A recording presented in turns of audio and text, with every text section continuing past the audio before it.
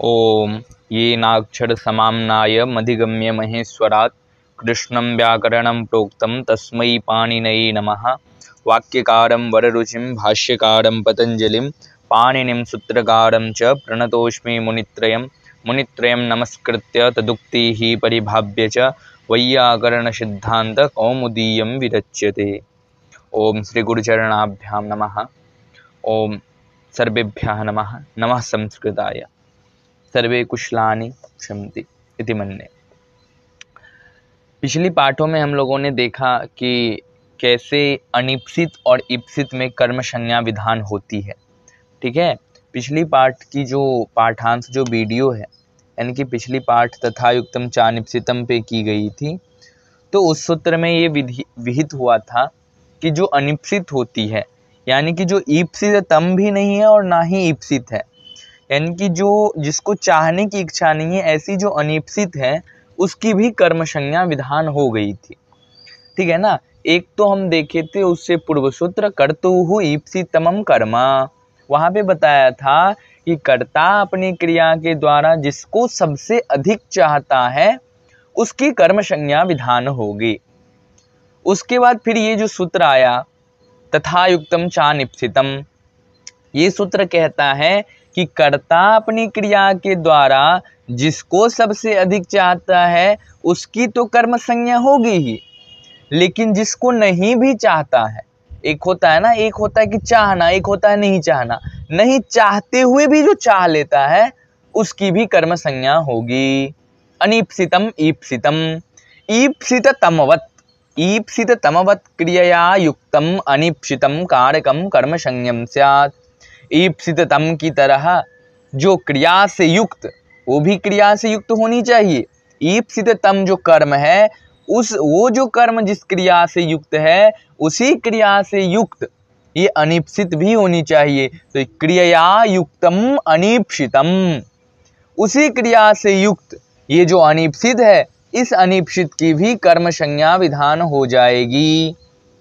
ठीक है ना, इसकी भी कर्म संज्ञा विधान हो जाएगी। जैसे कि हम लोग उदाहरण पे देखे थे कि ग्रामम गच्छन् तृणम स्पृशति। अब कोई व्यक्ति गांव जा रहा है और वो गांव जाते जाते रास्ते में ऐसे तृण को स्पर्श कर लिया, यानी कि घास को ऐसे स्पर्श कर लिया, तो स्पर्श करना उसका वो प्रधानता नहीं है, वो स्पर्श करना नहीं चाहता है, लेकिन जाते जाते रास्ते में ऐसे स्पर्श कर लिया तो ये उसके लिए अनिप्सित है। ईप्सित तम तो केवल एक ही है, वो गमन रूपी क्रिया के द्वारा गांव जाना चाहता है। तो गमन रूपी क्रिया के द्वारा वो जो करता है, वो जो व्यक्ति है, वो सबसे अधिक यदि किसी को चाहता है तो वो गांव है, लेकिन रास्ते में वो जो तृण को स्पर्श कर रहा है ये उसके लिए अनिप्सित है, ये उसके लिए ईप्सित भी नहीं है और ईप्सित तम भी नहीं है, ये उसके लिए अनिप्सित है। इसलिए वो अनिप्सित है, उसका तथा युक्तम चानिप्सितम सूत्र से कर्म संज्ञा विधान हो गया। और फिर कर्मणि द्वितीय अनुक्त अर्थ में कर्मणि द्वितीय सूत्र से उसमें द्वितीय विभक्ति विधान हो गई। ऐसे ही वहां जो ग्राम शब्द है, ग्राम शब्द में कर्तुः ईप्सितमं कर्म, इस सूत्र से कर्म संज्ञा विधान हो गई और फिर कर्मणि द्वितीय सूत्र से द्वितीय विभक्ति विधान हो गई। इस प्रकार से ये जो सूत्र है ये अपना अर्थ यहाँ पे द्योतित करते हैं। उसके बाद फिर एक उदाहरण देखे थे कि ओदनम भुंजानो विषम भुंक्ते। अब कोई व्यक्ति ओदन खा रहा है, ठीक है, यानी कि चावल खा रहा है, और चावल के साथ साथ उसे पता नहीं है कि इस चावल में विष भी है।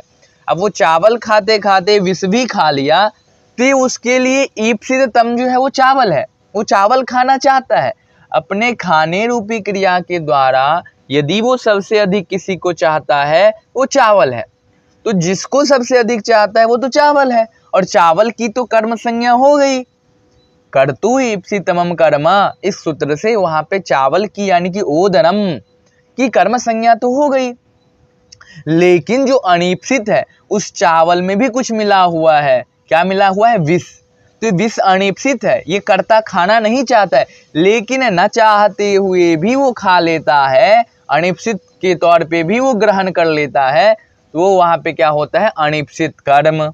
ईप्सित तम भी नहीं है और ना ही ईप्सित है, वो वहां पे अनिप्सित है। तो जो अनिप्सित है उस अनिप्सित का यहाँ पे तथा युक्तम चाणिप्सितम सूत्र से कर्म संज्ञा विधान हो जाएगी और फिर कर्मणि द्वितीया से द्वितीय विभक्ति विधान हो जाएगी। यहाँ तक हम लोग पिछले पाठ में देखे थे। आज आगे की पाठ में देखेंगे कि आगे का जो सूत्र है वो क्या कहना चाहता है, और ये जो आगे की सूत्र हम लोग आज पढ़ने वाले हैं ये भी कथित, अकथित, उक्त, अनुक्त, अभिहित, अनभिहित, इसी के बारे में ये भी बात करता है, लेकिन ये उससे थोड़ा हटके है। जैसे वहां पे हम लोग देखे थे ना कि क्रिया के द्वारा जो उक्त होती है उसमें प्रथमा विधान होती है, और जो अनुक्त होती है उसमें तृतीया, चतुर्थी, पंचमी, षष्ठी, सप्तमी इत्यादि जो विभक्तियां हैं वो विधान होती है। तो जो उक्त होगा उसमें तो प्रथमा होगा, और क्रिया के द्वारा कोई एक ही उक्त हो सकता है। एक वाक्य है, उस वाक्य में क्रिया यदि चाहेगी तो किसी एक को ही उक्त कर सकती है, दो को उक्त नहीं कर सकती है, और कदापि भी दो को उक्त नहीं होगा। यदि प्रथमा विधान होगा तो किसी एक में विधान होगा, ठीक है ना, चाहे वो कर्तृकारक हो, कर्म कारक हो, करण कारक हो, संप्रदान हो, कोई भी कारक हो, यदि वो उक्त होगा तो केवल एक ही कोई कारक उक्त हो सकता है क्रिया के द्वारा, और जो उक्त होगा उसमें प्रातिपदिकार्थ मात्रे प्रथमैव, उसमें प्रातिपदिकार्थ मात्र में प्रथमा विभक्ति विधान हो जाएगी। और जो अनुक्त है, अनुक्त अर्थ में द्वितीया होती है, तृतीया होती है, चतुर्थी होती है, पंचमी होती है, सप्तमी होती है, ये सब जितने भी विभक्तियां होती है, षष्ठी इत्यादि सारी विभक्तियां अनुक्त अर्थ में होती है। केवल प्रथमा जो विधान होती है वो उक्त अर्थ में विधान होती है, ये हमेशा ध्यान रखना है। प्रथमा को छोड़कर जितनी भी विभक्तियां हैं वो अनुक्त अर्थ में विहित होती है, लेकिन जो प्रथमा है वो उक्त अर्थ में विधान होती है, ठीक है। अब आगे का जो आज का सूत्र है वो सूत्र थोड़ा बड़ा है, तो हो सकता है कि इसमें अधिक समय भी लग सके, तो आप लोग जो है ये पूरे पाठांश में बने रहें, क्योंकि ये जो सूत्र है इसमें प्रत्येक शब्दशः आपको समझना पड़ेगा, तभी आप जानेंगे कि ये सूत्र कहना क्या चाहता है और इसका क्या तात्पर्य है, और ये कैसे एग्जाम में आ सकते हैं इससे क्वेश्चन, ठीक है ना। तो इसके लिए आपको पूरे पाठांश में जुड़ना पड़ेगा और पूर्ण कक्षा आपको देखनी पड़ेगी। और यदि आप लोग चैनल पे नए हैं, यदि नवीन ये पाठ देख रहे हैं, तो आप लोग चैनल को अवश्य सब्सक्राइब कर लें, और इसलिए इससे पिछले की जो पाठ है उस पाठ को अवश्य देख लें, उसमें भी उक्त और अनुक्त के बारे में कही गई है, तो वो देख लेंगे तो ये आगे की पाठ समझने में और आसानी होगी, ठीक है। तो ये जो आज की पाठ है उस पे हम लोग चर्चा करते हैं। आज का जो सूत्र है वो है अकथितं च। अकथितं च, ये जो सूत्र है ना ये बहुत अच्छा सूत्र है। अकथितं च, इस सूत्र में मूल रूप से दो ही पद है, पहला पद है अकथितम, दूसरा पद है च। अब यहाँ पे ये जो सूत्र है इस सूत्र का संख्या है 1451, और 49 नंबर सूत्र है आपका कर्तुः ईप्सितमं कर्म। अब कर्तुः ईप्सितमं कर्म सूत्र से कर्म पद की अनुवृत्ति हो जाती है यहाँ पे, ठीक है ना। यहाँ पे किसकी अनुवृत्ति होती है? कर्म पद की अनुवृत्ति हो जाती है। अब सूत्र में मूल रूप से 3 पद है, पहला पद हो गया अकथितम, दूसरा पद हो गया च, और तीसरा पद हो गया कर्म। अब तीसरा पद यहाँ पे कर्म हो गया, तो मूल रूप से इस सूत्र में 3 पद है, अकथितम च कर्म। यानी कि जो अकथित है, अकथित जो है, अकथित की कर्म संज्ञा विधान होगी। अकथितम, अकथितम कर्म हो, च, च मतलब और, अकथित कर्म और, अकथित की कर्म हो, सूत्र यही कहता है। अकथित जो है उस अकथित का कर्म विधान हो। अब ये अकथित और कथित क्या होता है? हम लोगों ने पिछली पाठ में देखा था कि कथित और अकथित के बारे में कुछ चर्चा हुई थी। वहां पे देखे थे कि कर्ता और क्रिया दो वहां पे रहती है वाक्य में। तो क्रिया के द्वारा जो उक्त होता है, जो कथित होता है, उसमें प्रथमा विधान होती है, और जो अनुक्त होता है उसमें तृतीया इत्यादि जो विभक्तियां हैं द्वितीया वो विधान होती है। लेकिन यहाँ जो उक्त और अनुक्त की बात हो रही है वो प्रथमा इत्यादि नहीं हो रही है, यहाँ पे संज्ञा विधान करेगी, यानी कि कारक संज्ञा ना कि विभक्ति। यहाँ पे कारक संज्ञा विधान होगी। वो कारक संज्ञा कौन सी? तो कर्म कारक संज्ञा विधान होती है।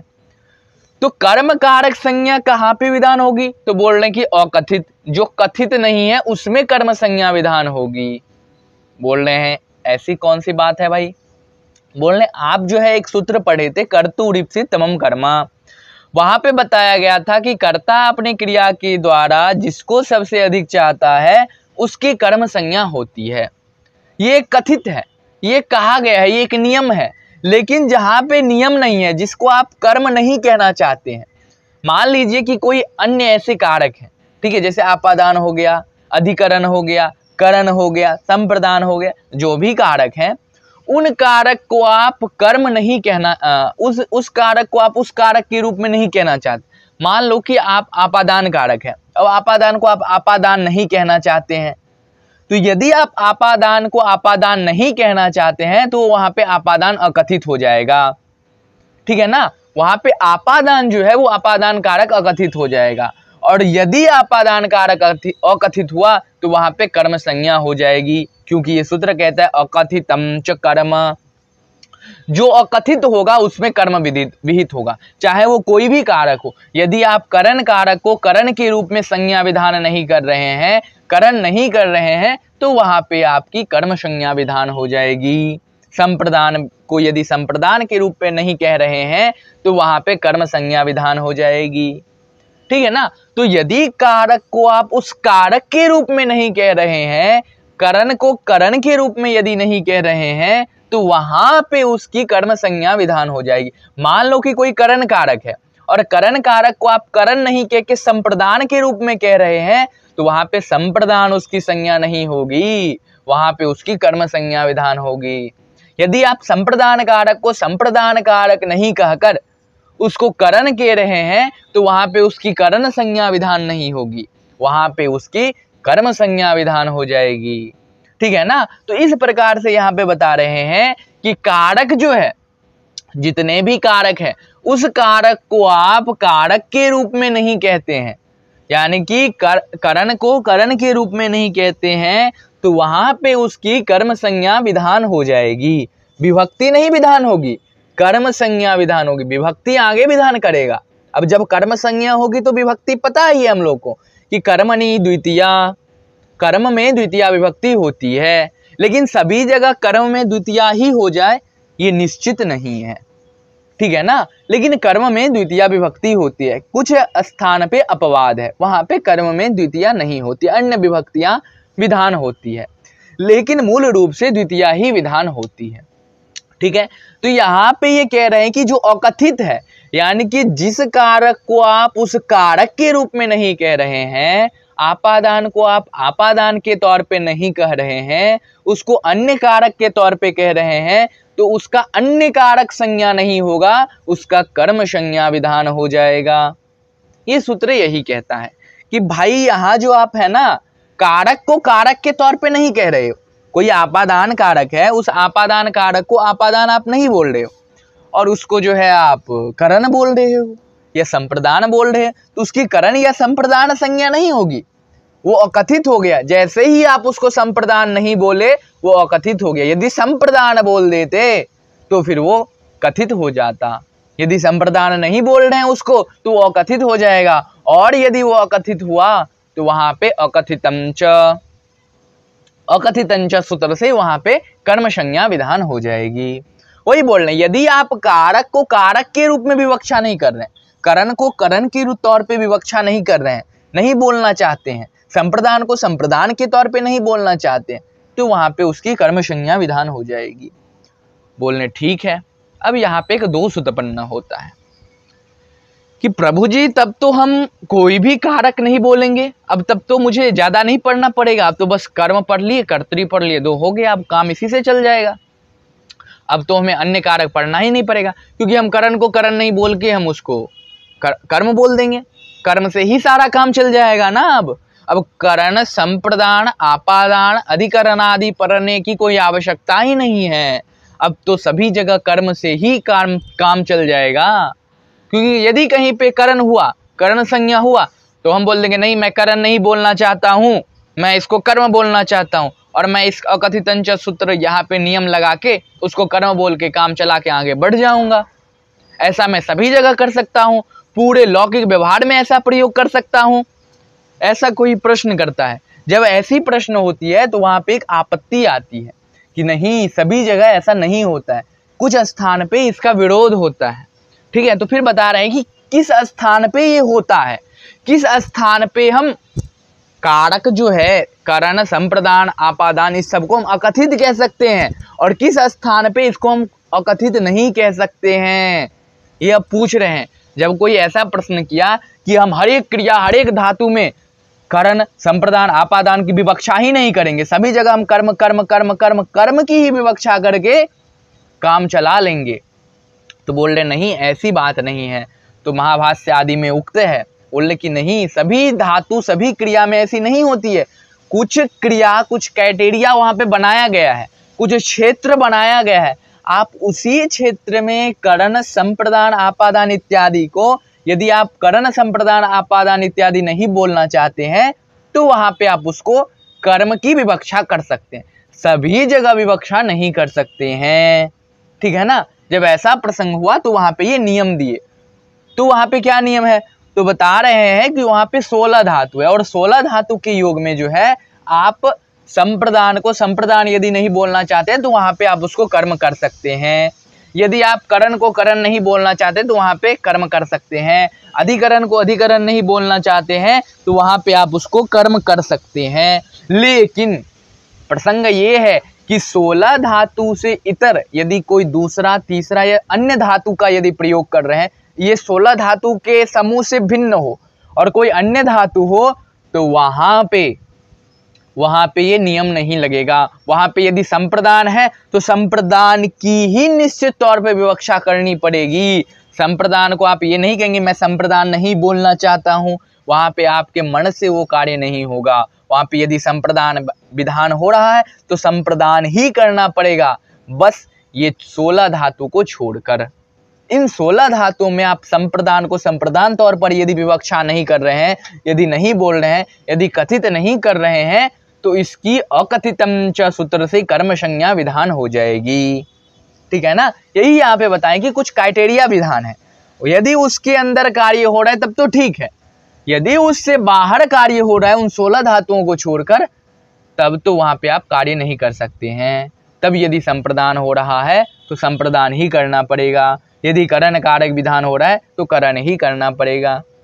अब ये जो पहले प्रश्न किए थे आप कि मैं सभी जगह कर्म कर दूंगा, मैं सभी कारक में कर्म की ही विवक्षा मानकर कर्म संज्ञा कर्म संज्ञा कर्म संज्ञा कर दूंगा, तो ये ऐसा नहीं होगा।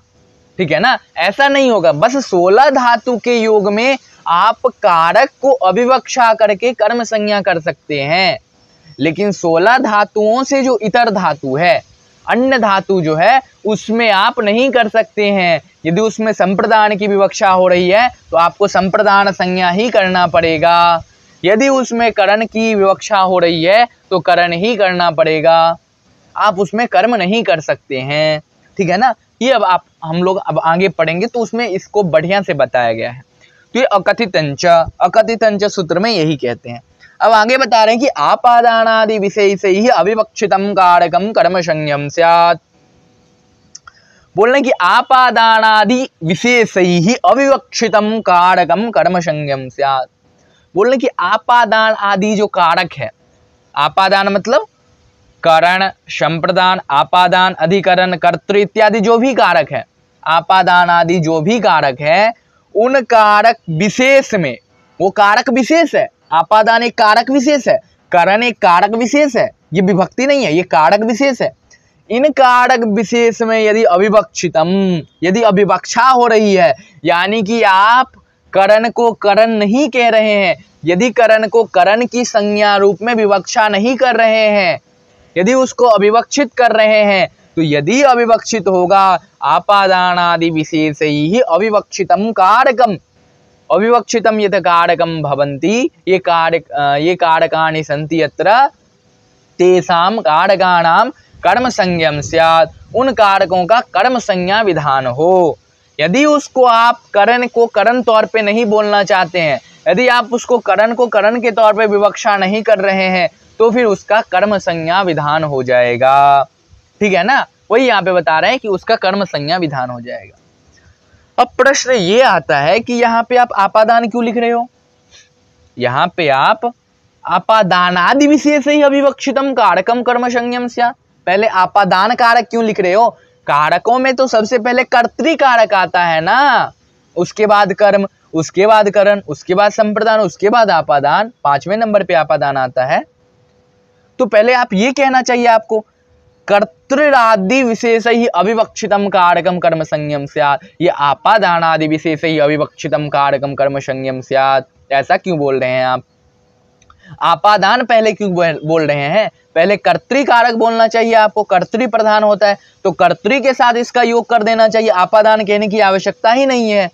तो वहां पे जब आप अष्टाध्यायी पढ़ेंगे तो अष्टाध्यायी में जो कारक सूत्र, कारक प्रकरण में जो वहां पे दिया गया है कारक का सूत्र, तो वहां पे सबसे पहले भगवान पाणिनि के द्वारा कारक के, उसके बाद जो है दूसरा सूत्र में वहां पे ध्रुवम अपायो अपादानम ये सूत्र लिखा गया है, उसके बाद ही अन्य कारक का सूत्र लिखा गया है। तो सबसे पहले यदि किसी कारक का सूत्र लिखा गया है तो है आपादान कारक का, इसलिए यहाँ पे आपादान का ही विधान हो रहा है, ठीक है ना। यदि वहां पे पहले ही कर्तृकारक का विधान हुआ होता तो यहाँ पे वो कर्तृ बोल देते, लेकिन वहां पे अष्टाध्यायी में क्या विहित है? सबसे पहले आपादान विहित है, इसलिए यहाँ पे ये आपादान आदि विशेष ही बोल रहे हैं, ठीक है ना। इसलिए नहीं तो यहाँ पे भी वो कर्तृ आदि बोल देते, कर्तृरादि अविशेष ही, कर्तृरादि विशेष ही अविवक्षितम कारकम कर्म संयम स्यात्।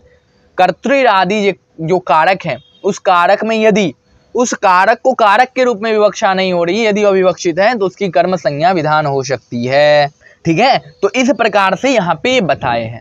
अब आगे बताए हैं कि कहाँ पे ये विवक्षा होती है और किस में विवक्षा नहीं होती है, उसके लिए कुछ क्राइटेरिया निर्धारित किए गए हैं, कुछ क्षेत्र है जो कि हम जो है आपको पहले ही बताया कि 16 ऐसी धातुएं होती है जिसके योग में यदि आप संप्रदान को संप्रदान के तौर पे विवक्षा नहीं कर रहे हैं, उसको अन्य कारक के तौर पे विवक्षा कर रहे हैं, तो वहाँ पे आप यदि संप्रदान नहीं बोलना चाह रहे हैं तो वहाँ पे उसकी कर्म संज्ञा विधान हो जाती है, ठीक है ना। तो वही आपको आगे बताएंगे कि वो कौन कौन से कारक ऐसे हैं जिसको हम अविवक्षा कर सकते हैं।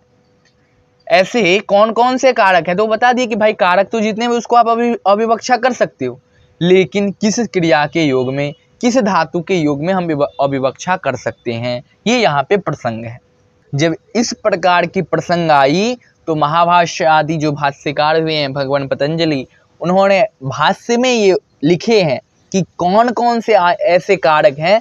भगवता पाणिनि के द्वारा ये प्रदत्त नहीं है, ये भगवान पतंजलि जो है वो अपने भाष्य में जो है ये लिखते हैं, वो अपने भाष्य देते हैं। ये जो इतने धातु हैं, इन धातुओं के योग में आप जो है यदि संप्रदान को संप्रदान नहीं बोलना चाहते हैं तो आप उसे कर्म संज्ञा करके द्वितीया कर सकते हैं। आपादान को आपादान नहीं बोलना चाहते हैं तो उसे कर्म संज्ञा करके आप द्वितीया कर सकते हैं। तो वो 16 धातु कौन कौन सी है तो आगे बता रहे हैं, दुहियाच पच दंड रुधि प्रच चिब्रु सास जिमत मुषाम कर्म युकस्यादि कथितम तथा श्यान्य हृ कृष्वहाम। इसको एक मतलब ऐसे करके याद करेंगे, तो संस्कृत में है ना, इसको ऐसे करके याद करेंगे, दुहियाच पच दंड रुधि प्रच चिब्रु सास जिमत मुषाम नेहरी कृष्वहाम। ऐसे करके ये 16 धातु है यहाँ पे, दुह्याच पचदंड रुधि प्रचि चिब्रु सास जिमत मुषाम कर्म युकस्याद कथितम तथा स्यान्निहृ कृष्वहाम। बोलने ये जो 16 धातु है, इन 16 धातुओं के योग में, इन 16 धातुओं के योग में आप यदि संप्रदान को संप्रदान नहीं बोलना चाहते हैं तो आप उसे कर्म संज्ञा कर सकते हैं, लेकिन कब तो बोलने कर्म युकस्याद अकथितम। बोलने यदि वो संप्रदान कर्म से युक्त हो, यदि वो आपादान कर्म से युक्त हो। कैसी कर्म भाई तो बोल रहे हैं कि ईप्सित तमम कर्म, कर्म कौन सी तो ईप्सित तमम कर्म। यदि उस आपादान को आप आपादान विवक्षा नहीं कर रहे हैं, यदि आपादान अविवक्षित कर रहे हैं तो उस अविवक्षित आपादान जो है वो आपादान कर्म से युक्त होनी चाहिए। यानी कि वाक्य में यदि कर्तु ईप्सितमम कर्म के द्वारा जिसकी कर्म संज्ञा हुई है, उस कर्म से यदि युक्त है वो आपादान, तो उस आपादान को आप अविवक्षा करके, यानी कि उस आपादान को आप आपादान के तौर पे विवक्षा नहीं करके आपादान की अविवक्षा करके वहां पे उसकी आप कर्म संज्ञा कर सकते हैं, ठीक है ना। वही यहाँ पे बता रहे हैं कि यदि आप उसको उस उस तौर पे अविवक्षा कर रहे हैं। लेकिन अविवक्षा में भी एक नियम बताएं कि कर्म युक्स्याद अकथितम, कर्म से युक्त होना चाहिए जिसकी आप अविवक्षा कर रहे हैं, चाहे वो कोई भी कारक हो, कोई भी कारक हो, यदि आप उसकी अविवक्षा कर रहे हैं तो वो कर्म से युक्त होना चाहिए। जिसकी अविवक्षा हो रही है वह कर्म से युक्त होना चाहिए। यदि वह कर्म से युक्त है, यदि वह कर्म से युक्त है तो वो अकथित हो जाएगा, तभी उसका अकथित कर्म, अकथितम च सूत्र से कर्म संज्ञा होगा। ठीक है ना। यदि वो कर्म से युक्त नहीं है तो फिर वहां पे कर्म संज्ञा विधान नहीं होगा, चाहे वो कोई भी कारक हो। यदि आप उसकी अविवक्षा कर रहे हैं तो अविवक्षा आप एक ही शर्त पे कर सकते हैं कि वो जो कारक है वो कारक कर्म से युक्त होनी चाहिए, यानी कि उस कारक का कर्म कारक के साथ योग होना चाहिए। यदि कर्म कारक के साथ योग है तो आप उसको, उस कारक को, चाहे वो संप्रदान हो, आपादान हो, कोई भी कारक हो, उसको आप उस कारक के रूप में अविवक्षा करके कर्म संज्ञा कर सकते हैं। किस सूत्र से? तो अकथितम च सूत्र से। वही ये भाष्यकार बता रहे हैं कि दुह्याच पचदंड रुधि प्रचिचिब्रु सास जिमत मुषाम कर्म युक्स्याद कथितम, कर्म से युक्त होनी चाहिए तो ही वो अकथित होगा। कर्म युक्स्यात् अकथितम, कर्म से यदि युक्त है तो वो अकथित होगा। कर्म युक्स्यात् अकथितम तथा निहिरी कृष्वहाम, यदि कर्म से युक्त ये 16 धातुओं की जो कारक है, यानी कि आपादान, हाँ, संप्रदान, करण इत्यादि जो कुछ भी इन 16 धातुओं की योग में कारक प्रयोग होता है, यदि वो कारक कर्म से युक्त है तो आप उसको अकथित करके कर्म संज्ञा विधान कर सकते हैं। वही यहाँ पे बता रहे हैं कि कर्म संज्ञा इस तौर पे विधान हो सकती है वहां पे। तो फिर आगे बता रहे हैं कि दुह्यादीनाम द्वादशानाम तथा निप्रवृत्तीनाम चतुर्नाम कर्मणा यद उच्यते तदैव कथितम कर्म इति परिगणनम कर्तव्यम इत्यर्थः। बोल रहे कि दुह्यादि नाम, देखिए ये दुह्यादि जो है ना 12 धातु है, उसके बाद 4 अलग से धातु कहे गए। ये 16 धातु है। 16 धातु में जैसे हम लोग पढ़ते हैं लघु सिद्धांत इत्यादि सिद्धांत कौमुदी में, तो वहाँ जो माहेश्वर सूत्र है वो 14 माहेश्वर सूत्र है, तो 9 और 5 बार करके उसमें भाग किया गया है। इसी प्रकार से यहाँ जो 16 धातु है, इस 16 धातु को 12 और 4, एक पार्ट में 12 धातु को रखा गया है और दूसरी पार्ट में 4 धातु को रखा गया है। ठीक है ना। वही बता रहे कि दुह्यादि, दुह्यादि 12 धातु हैं। दुह, याच, पच, दंड, रुध, प्रच्छ, ची, ब्रू, सास, जी, मथ, मुष, ये जो है 12 धातु हैं। ठीक है ना। कौन कौन से हैं? दुह, याच, पच, दंड, रुध, प्रच्छ, ची, ब्रू, सास, जी, मथ, मुष, ये 12 धातु हैं। और 4 धातु कौन कौन से हैं? नी, ह्री, कृष और वह। इस प्रकार से ये 12 और 4 धातु की श्रृंखला यहाँ पे प्रदत्त है कि 12 धातु को एक पार्ट में रखा गया और ये 4 धातु जो है, इन 4 धातुओं को दूसरे पार्ट में रखा गया। तो 12 और 4 जोड़ के टोटल 16 धातु हो जाते हैं। अब बोल रहे हैं इन 16 धातुओं का जो कर्म होगा, ये कर्म, इस कर्म का योग दूसरे कारक से होना चाहिए, यानी कि अन्य कारक, आपादान, संप्रदान, कोई अन्य कारक हो, उसके साथ यदि योग है तो हम इसे अकथित करके कर्म संज्ञा कर सकते हैं। तब इसकी हम अविवक्षा करके कर्म संज्ञा कर सकते हैं। आपादान को आपादान में अविवक्षा करके कर्म कर सकते हैं, करण को करण के तौर पे अविवक्षा करके कर्म कर सकते हैं। ठीक है ना। संप्रदान को संप्रदान के तौर पे अविवक्षा करके कर्म कर सकते हैं, यदि कर्म के साथ युक्त है तो। ठीक है ना। वही बता रहे हैं कि दुह्यादीनाम द्वादशानाम तथा निप्रवृत्तीनाम चतुर्नाम कर्मणा यद उच्यते तदैव अकथितम कर्म, वही यहाँ पे कर्म होगा। इत्येव इति परिगणनम कर्तव्यम इत्यर्थ, बोलने की ये आपको परिगणन करनी चाहिए इत्यर्थः। ठीक है। अब यहाँ पे देखिए वाक्य में जो है अब 2 प्रकार की कर्म हो जाएगी। एक तो अविवक्षित कर्म होगा, यानी कि वो कर्म नहीं है फिर भी उसे हम विवक्षा नहीं करके अविवक्षा अर्थ में उसकी हम कर्म संज्ञा कर दिए। लेकिन वाक्य में एक और कर्म होता है, जो कि कर्तु ईप्सितमम सूत्र से उसकी कर्म संज्ञा होती है। तो एक ही वाक्य में दो दो कर्म संज्ञक हैं, तो दोनों कर्म संज्ञक का किस सूत्र से द्वितीय विभक्ति विधान होगी? बोलने भाई कर्म कोई हो, कोई भी कर्म हो, यदि उसकी कर्म संज्ञा विधान हो रही है तो कर्मणि द्वितीया से द्वितीया हो जाएगी, तो दोनों की द्वितीया होगी विधान।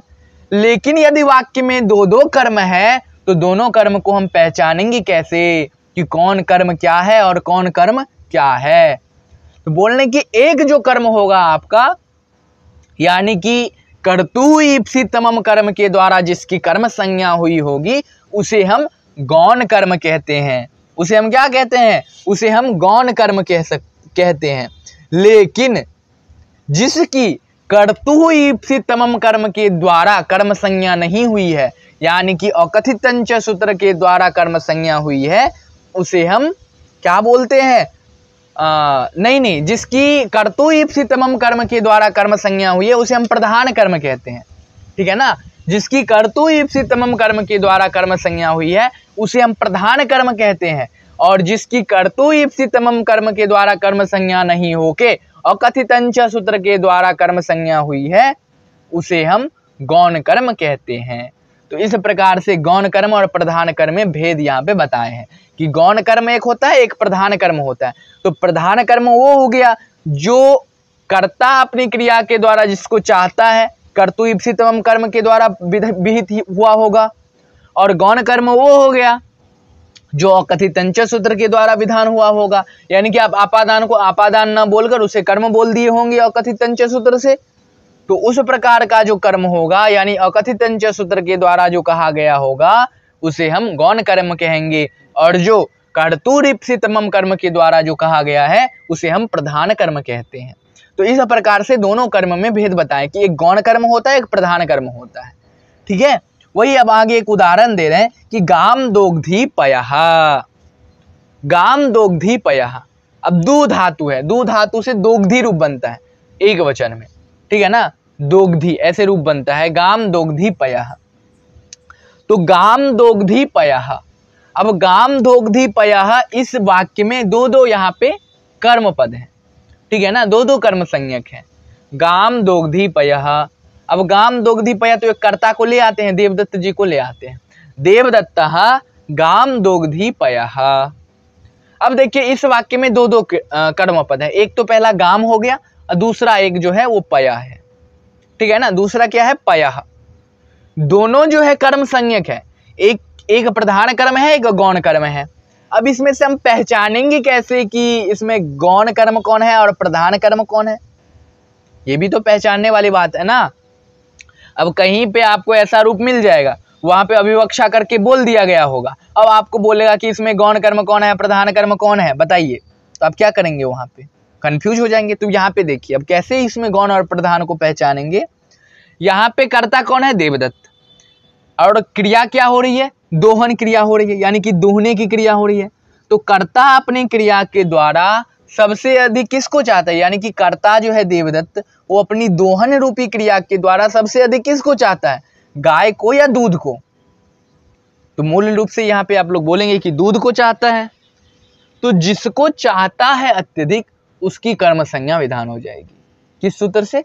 तो कर्तु ईप्सितमम कर्म, इस सूत्र से कर्म संज्ञा विधान हो जाएगी, जिसको सबसे अधिक चाहता है। तो यहाँ पे सबसे अधिक किसको चाह रहा है? गाय को नहीं चाह रहा है, गाय में निहित जो दूध है उस दूध को दूहना चाहता है। गाय को दूहना नहीं चाहता है, गाय में जो दूध है उस दूध को निकालना चाहता है। दोहन रूपी क्रिया का फल उसे क्या प्राप्त होगा? दोहन वो क्यों करना चाहता है? दोहन करने से उसे क्या फल मिलेगा? उसे दूध मिलेगा। तो वो अपनी इस क्रिया के द्वारा सबसे अधिक किसको चाहता है? दूध को चाहता है, दूध निकालना चाहता है। और ये दोहन रूपी क्रिया के द्वारा जो उसका अभिष्ट है, यानी कि सबसे इष्ट जो है वो उसका दूध है। तो दूध का तो यहाँ पे क्या हो जाएगा? कर्म संज्ञा हो जाएगा। किस सूत्र से? तो कर्तु ईप्सितमम कर्म, इस सूत्र से। लेकिन यहाँ जो गाय है ये गाय से दूध को निकाल रहा है, तो जिससे अलगाव होगा वो अपाय होता है। जिससे अलगाव होता है वहां पे उसकी अपादान संज्ञा होती है। ध्रुवम अपायो अपादानम, बोले कि ध्रुवम अपायो अपादानम, ध्रुवम भवति स्थिरम, अपायो नाम विश्लेषः। ध्रुवम अपायो अपादानम, ध्रुवम यदि स्थिरम ततः यद अपायम भवति तस्य ध्रुवस्य आपादान संज्ञा स्यात्।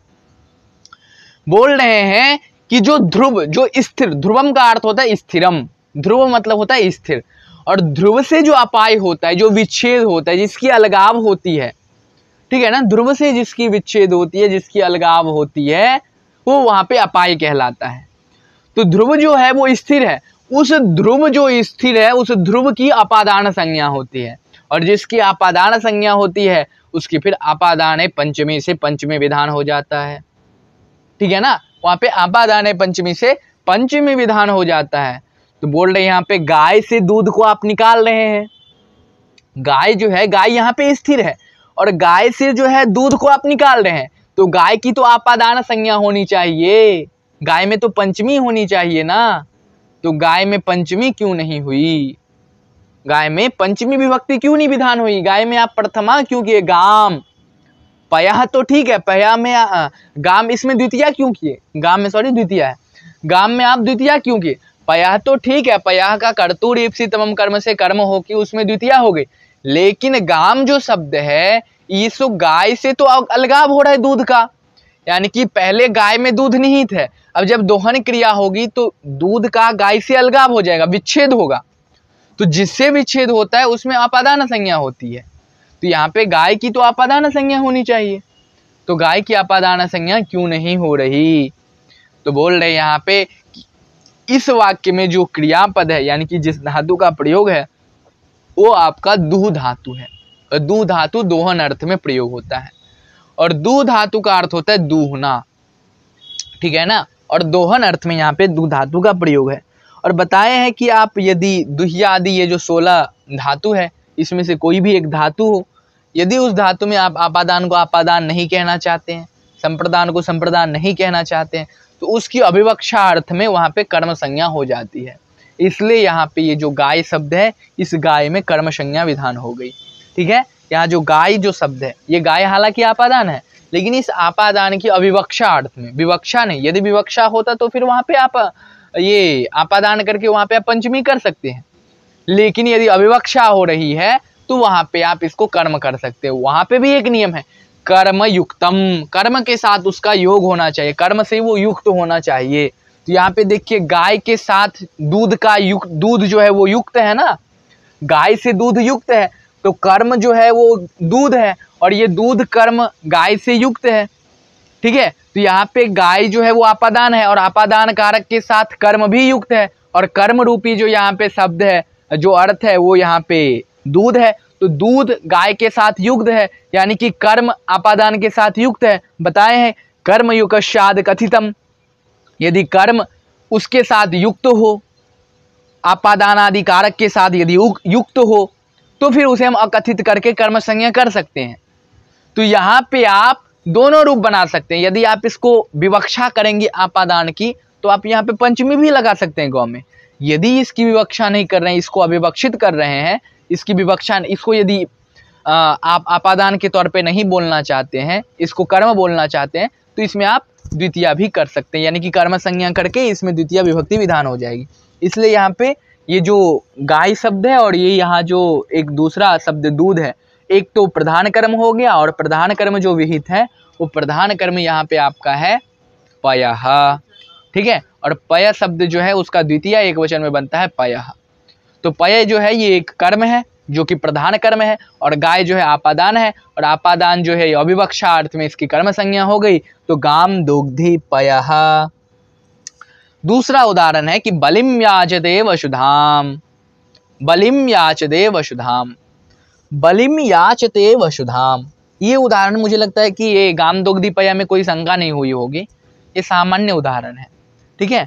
और दूसरा यहाँ पे अभी आपको जो 2-4 उदाहरण मिलेगा सामान्य ही मिलेगा, इसमें कोई वो ज़्यादा बड़ी उसमें विचार नहीं है, ठीक है, बस थोड़ा थोड़ा विचार करके हम लोग खुद ही पढ़ते हैं इसमें।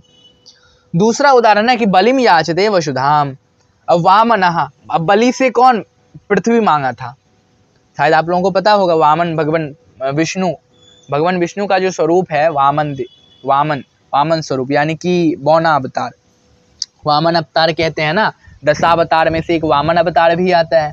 तो वामन अवतार जो है वो वामन, भगवान वामन जो है वो बलि से वसुधा मांग रहे हैं, यानी कि भूमि मांग रहे हैं।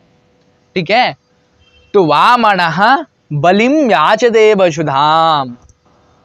वामन जो है भगवान वामन, वो क्या कर रहे हैं यहाँ पे, बलि से, बलि जो बलि दानवीर बलि है ना, एक पढ़े होंगे शायद आप लोग या नाम सुने होंगे उनका, तो उनसे जो है वसुधा मांग रहे हैं। ठीक है, बोल रहे कि थोड़ी मिट्टी मुझे दे दो। क्यों? क्योंकि यदि उस टाइम में क्या था कि बलि का भी एक प्रसंग था, वो वहाँ पे जो राजा बलि था वो उसका पुत्र था। वहाँ पे प्रहलाद जो था ना वो हिरण्यकश्यप का पुत्र था, और प्रहलाद का जो पुत्र था वो बलि था। तो बलि भी एक राक्षसी था, यदि वो यज्ञ वो संपन्न कर लेता तो फिर उसका पूरे पृथ्वी पे राज चलता, अधीनस्थ हो जाता देवता सब, और देवलोक और पृथ्वी लोक और पाताल तीनों में उसका राज चलता। फिर इसलिए देवता से प्रार्थना की भगवान से कि आप जाइए उसकी इस यज्ञ में और उससे कुछ भूमि मांग लीजिए। उसी प्रसंग में यहाँ पे बताए गए हैं कि बलिम याचते वसुधाम। भगवान वामन जो है वो बलि से वसुधा मांग रहे हैं कि आप जो है मुझे वसुधा दीजिए। तो यहाँ पे भगवान वामन जो है वो मांगने रूपी क्रिया के द्वारा सबसे अधिक किसको चाहते हैं, मांग रहे हैं। तो मांगने रूपी क्रिया के द्वारा यदि सबसे अधिक किसी को चाहते हैं तो वसुधा को चाहते हैं। मांग किसको रहे हैं, बलि को थोड़ी मांग रहे हैं, बलि से मांग रहे हैं। अब वो किसी अन्य से भी मांग सकते थे, वो बलि से मांग रहे हैं। और ये मांगने रूपी क्रिया के द्वारा यदि वो सबसे अधिक किसी को चाहते हैं तो वसुधा को चाहते हैं। क्या मांगना चाहते हैं, सोना चांदी हीरा जवाहरात, क्या मांगना चाहते हैं, तो वसुधा मांगना चाहते हैं। तो जो मांगना चाहते हैं, जिसमें सबसे अधिक इच्छा है, सबसे अधिक चाह है, उसकी कर्तुरीप्सितमम कर्म से कर्म संज्ञा विधान हो जाएगी। इसलिए यहाँ जो वसुधा शब्द है, इस वसुधा शब्द में कर्तुरीप्सितमम कर्म से कर्म संज्ञा विधान होके कर्मणि द्वितीया से द्वितीया विभक्ति विधान हो गई। ठीक है, इसमें द्वितीया विभक्ति विधान हो गई। तो द्वितीया विभक्ति जब विधान हो जाएगी तो क्या रूप बन जाएगा, वसुधाम बलिम। अब यहाँ पे बलि जो शब्द है, बलि से वसुधा का अलगाव हो रहा है। अब मांगने रूपी क्रिया के द्वारा आप वसुधा मांग रहे हैं और इस वसुधा का बलि से अलगाव हो रहा है, विच्छेद हो रहा है। तो जब विच्छेद होगा तो वहां पे आपादान होगा, जैसे अभी पढ़े कि गाय से दूध का विच्छेद हो रहा है, वैसे ही वसुधा जो है, वसुधा बलि से अब विच्छेद हो रहा है, क्योंकि मांग रहे हैं। तो वसुधा जो है, अब ये भूमि जो है वो कृष्ण जी का हो जाएगा, यानी कि भगवान विष्णु का हो जाएगा, भूमि वामन जी का हो जाएगा। अब ये तो उनका होगा नहीं, बलि का भूमि रहेगा। पहले बलि का था भूमि, लेकिन अब किनका हो गया, वामन जी का हो गया। तो अब जब इनका हो जाएगा तो वसुधा का इससे अलगाव हो जाएगा, बलि से वसुधा का अलगाव हो जाएगा। जब वसुधा का अलगाव होगा बलि से, तो बलि में आपादान संज्ञा हो जाएगी, ध्रुवम अपायो अपादानम। ध्रुवम यदि स्थिरम, अपायो नाम विश्लेषः विच्छेदः, अपादान नाम संज्ञा। यद ध्रुवम यदि स्थिरम तस्य अपादान संज्ञा भवति इत्यनेन सूत्रेण एव उक्तम।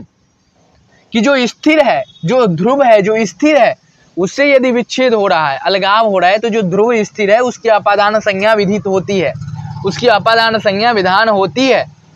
ठीक है ना, इसलिए जो ध्रुव है आपकी बलि ही, बलि जो शब्द है, इस बलि में अपादान संज्ञा होकर इसमें अपादान पंचमी से पंचमी विभक्ति होनी चाहिए, लेकिन यहाँ पे पंचमी विभक्ति नहीं विधान हुई। पंचमी विभक्ति यहाँ पे विधान नहीं। क्यों विधान नहीं? क्योंकि यहाँ पे आप आपादान की अविवक्षा कर रहे हैं, आप आपादान नहीं बोलना चाहिए। यदि आप इस बलि में आपादान बोल देते, आपादान कारक बोल देते, तो फिर इस बलि में पंचमी हो सकती थी और हो जाएगी यदि आप विवक्षा करेंगे। तो यदि आप विवक्षा नहीं करेंगे तो इसमें पंचमी नहीं होगी, इसमें पंचमी विभक्ति नहीं होगी। इसलिए यहाँ पे कर्म संज्ञा होके द्वितीय विभक्ति हो गई। अब जब अविवक्षा होती है तो कब होती है? तो कर्म से युक्त होना चाहिए। अब कर्म यहाँ पे वसुधा है और वसुधा से युक्त बलि है ना, बलि से युक्त वसुधा या वसुधा से बलि युक्त, दोनों एक दूसरे से संयोग है, दोनों एक दूसरे से युक्त है। जब वामन देव मांग लेंगे, जब भगवान वामन मांग लेंगे, तब वसुधा का बलि से विच्छेद हो जाएगा, अपाय हो जाएगा। लेकिन अभी तक तो दोनों योग है ना, दोनों युक्त है। तो यदि युक्त होगा कर्म, यदि कारक के साथ युक्त है, तो आप उसकी अविवक्षा करके कर्म संज्ञा कर सकते हैं। इसलिए ये जो आपादान कारक बलि है, इस बलि की आपादान अविवक्षित हो गया और आपादान की जैसे ही अविवक्षा होगी तो वहां पे कर्म संज्ञा विधान हो जाएगी। इसलिए यहाँ पे बता रहे हैं कि बलिम याचते वसुधाम। दूसरा उदाहरण दे रहे हैं कि अविनीतम विनयम याचते। अविनीतम विनयम याचते। अब याच धातु का है, यहाँ तक तो दो हो गया, दुहु धातु हो गया और याच धातु का हो गया। अब एक याच धातु का एक और उदाहरण दे रहे हैं कि अविनीतम विनयम याचते। याच धातु का एक उदाहरण दे दिए कि बलिम याचते वसुधाम। अब दूसरा उदाहरण दे रहे हैं कि अविनीतम विनयम याचते। अब दूसरा उदाहरण जो है यहाँ पे वो कहते हैं कि अविनीतम विनयम याचते। अब यहाँ पे कोई व्यक्ति है, देवदत्त जी को ले आइए। देवदत्ता अविनीतम विनयम याचते।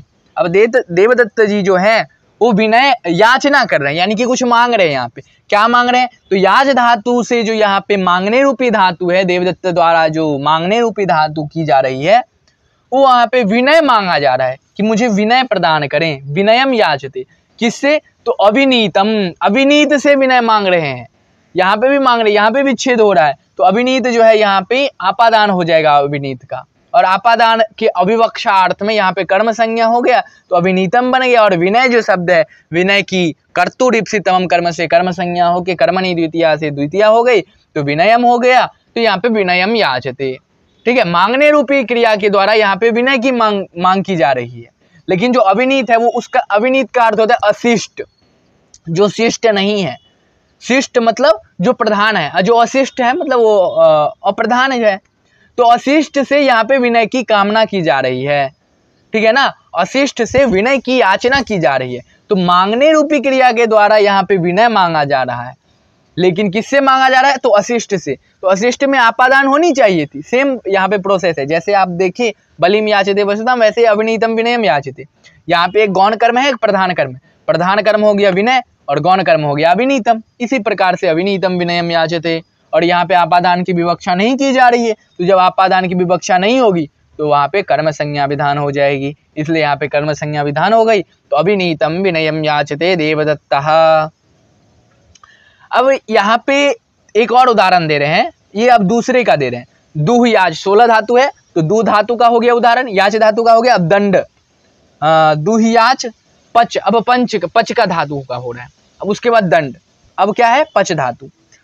पच धातु का बता रहे हैं कि तंडुलान ओदनम पचति। तंडुलान ओदनम पचति। अब देखिए तंडुल शब्द का क्या अर्थ होता है? आज के टाइम में हिंदी भाषा में चावल, चावल दोनों एक ही अर्थ है। यानी कि कचा हुआ भी चावल, पका हुआ भी चावल, दोनों को चावल ही कहते हैं। यानी कि जो कचा हुआ है, यानी कि अभी तक वो पक्व नहीं है, उसे भी चावल ही कहते हैं, चावल चाहिए। और जो पका हुआ है उसे भी चावल ही कहते हैं। तो यहाँ पे एक विभेद है। लेकिन संस्कृत व्याकरण में ऐसा नहीं होता है। संस्कृत व्याकरण में दोनों में भेद है। ठीक है ना, संस्कृत व्याकरण में यहाँ पे दोनों में भेद बताया जाता है। एक जो है एक प्रधान होता है, यहाँ पे चावल जो है दोनों में भेद है, एक कचा हुआ है एक पका हुआ है, तो दोनों को अलग नामकरण यहाँ पे किया गया है। जो कचा हुआ चावल है उसे कहते हैं तंडुल, तंडुल, और जो पका हुआ चावल है उसे कहते हैं ओदनम, जो यानी पक गया है, पक्कू हो गया है। यानी कि बहुत जगह उसे लौकिक यानी कि देशज में भात भी कहते हैं। ठीक है, चावल भात। तो वो जो पका हुआ है उसे ओदन कहते हैं और जो कचा हुआ है उसे तंडुल कहते हैं। तो यहाँ पे बता रहे कि तंडुलान ओदनम पचति, तंडुल से ओदन पकाया जा रहा है। अब कोई एक पकाने रूपी क्रिया जो है उसका कोई एक कर्ता होगा। कौन पका रहा है भाई? चावल कौन बना रहा है? तो मान लो कि आपका रूममेट बना रहा है, देवदत्त जी को ले आइए। ठीक है, या आपके जो रूममेट होंगे उनको ले आइए। ठीक है, देवदत्त जी को ले आते हैं उदाहरण के तौर पे, बढ़िया रहेगा। तो देवदत्तः तंडुलान ओदनम पचति। देवदत्त क्या करते हैं? तंडुल से ओदन पकाते हैं। तंडुल जो है तंडुल से ओदन पकाते हैं। तो देवदत्त जो है यहाँ पे पकाने रूपी क्रिया के द्वारा सबसे अधिक किसको चाहता है? ओदन को चाहता है, चावल को चाहता है, चावल को पकाना चाहता है। तो यहाँ पे पकाने रूपी क्रिया के द्वारा वो चावल को चाहता है। तो चावल उसका क्या हो जाएगा? ईप्सितम कर्म। तो यहाँ पे कर्तुरीप्सितम कर्म से उसका जो ओदन शब्द है, ओदन यानी कि जिसको पकाना चाहता है, उसका क्या हो जाएगा? कर्म संज्ञा हो जाएगा। तंडुल का नहीं होगा, तंडुल से पका रहा है। यदि कच्चा चावल नहीं रहेगा तो पक्का चावल बनेगा? नहीं बनेगा। पक्का चावल बनाने के लिए आपको कच्चा चावल लाना ही पड़ेगा, वो विशेष हो जाता है। वहां पे करण कारक जब पढ़ेंगे तो वहां पे आपको मिल जाएगा ये। ऐसा उदाहरण मिलेगा। तो जो यहाँ पे आप चावल बना रहे हैं पक्का चावल, वो पक्का चावल बनाने के लिए आपको कच्चा चावल आवश्यक ही वहां पे रहना चाहिए, अवश्य ही वहां पे रहना चाहिए, आवश्यक है, अत्यधिक आवश्यकता है कच्चा चावल की।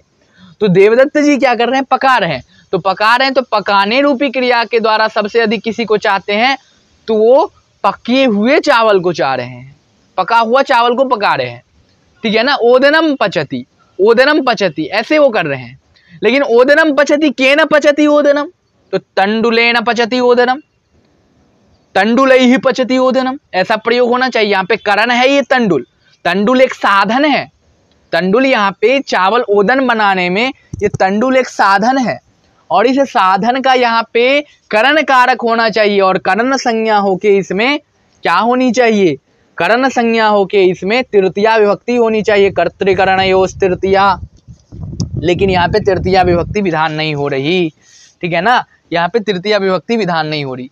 यहाँ पे करण कारक की अभिवक्षा की जा रही है, और विवक्षा किसकी की जा रही है, विवक्षा यहाँ पे कर्म की जा रही है। तो जिसकी अभिवक्षा हो जाएगी वहां पे वो कारक विधान नहीं होगा, तो अभिवक्षा अर्थ में यहाँ पे करण कारक विधान नहीं हुआ।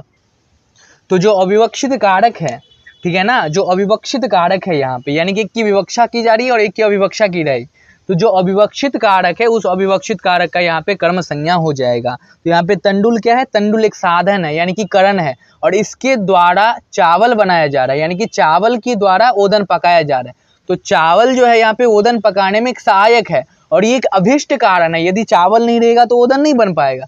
तो चावल जो है कि अभिष्ट कारक है, और ये करण है, और इस करण की अविवक्षा अर्थ में, इस करण की अविवक्षा हो गई यहाँ पे। तो करण की जब अविवक्षा हो जाएगी तो इसका यहाँ पे अकथित अर्थ में, यानी कि अनुक्त अर्थ में, अविवक्षा अर्थ में अकथितंच सूत्र से इसकी कर्म संज्ञा हो जाएगी। तो क्या हो जाएगा कि तंडुलान ओदनम पचती। वैसे क्या होना चाहिए यहाँ पे कि तंडुलई ही ओदनम पचती, तंडुलई ही होना चाहिए यहाँ पे बहुवचन में, बहुत सारे तंडुल हैं, एक तंडुल से तो होगा नहीं, बहुत सारे पकाने। तो तंडुलई ही ओदनम पचती, करण अर्थ में यहाँ पे कर्तृकरणयोस् तृतीया से तृतीया विहित होनी चाहिए, लेकिन यहाँ पे तृतीया नहीं विहित होके, करण संज्ञा नहीं विहित होके यहाँ पे कर्म कारक विधान हो रहा है। क्यों, तो अभिवक्षा अर्थ में। तो इस वाक्य में गौण कर्म कौन हो गया, गौण कर्म यहाँ पे हो जाएगा आपका तंडुल, और प्रधान कर्म हो जाएगा कौन, तो चावल, यानी कि जो भात पका रहे हैं वो हो जाएगा यहाँ पे प्रधान कर्म। अग्रिम उदाहरण यहाँ पे दे रहे हैं कि ये दुहियाच पच, आगे बता रहे हैं कि दंड, दंड का उदाहरण दे रहे हैं कि गर्गान छदम दंडयति, यानी कि कोई गर्ग है, ठीक है, गर्ग वंश का कोई एक समूह है, उस वंश के वो जो समूह है उस समूह पे 100 रुपये का दंड लगाया जा रहा है, यानी कि उसके द्वारा कोई गलती की गई और उस गलती के कारण उस पे 100 रुपये की दंड लगाया जा रहा है, जो कि राजा के द्वारा उस पे 100 रुपये का दंड लगाया जा रहा है। तो गर्गान शतम दंडयति, यहाँ पे शतम का शतम हो जाता है, संधि एक है, तो गर्गान शतम दंडयति, गर्ग को 100 रुपये का दंड लगाया जा रहा है। तो राजा जो है, राजा यहाँ पे करता है और दंड लगाने रूपी यहाँ पे क्रिया हो रही है। तो राजा अपने इस दंड लगाने रूपी क्रिया के द्वारा सबसे अधिक किसको चाहता है, तो 100 रुपया को चाहता है। स्वाभाविक बात है, यहाँ पे 100 रुपया वो चाह रहा है दंड रूपी क्रिया के द्वारा। तो जिसको वो सबसे अधिक चाहता है उसकी क्या हो जाएगी, कर्म संज्ञा विधान हो जाएगी इस सूत्र से। तो कर्तुरीप्सित तमम कर्म, कर्तुरीप्सित तमम कर्म सूत्र से उसकी कर्म संज्ञा विधान हो जाएगी। तो यहाँ पे क्या हो जाएगा, शतम दंडयति, शतम दंडयति, कौन दंड कर रहा है 100 रुपये का, तो राजा, राजा यहाँ पे कर्ता हो गया, दंड लगाने रूपी यहाँ पे क्रिया हो रही है, और ये क्रिया के द्वारा सबसे अधिक किसी को चाह रहा है तो 100 रुपया हो गया। तो 100 रुपया यहाँ पे प्रधान कर्म हो गया।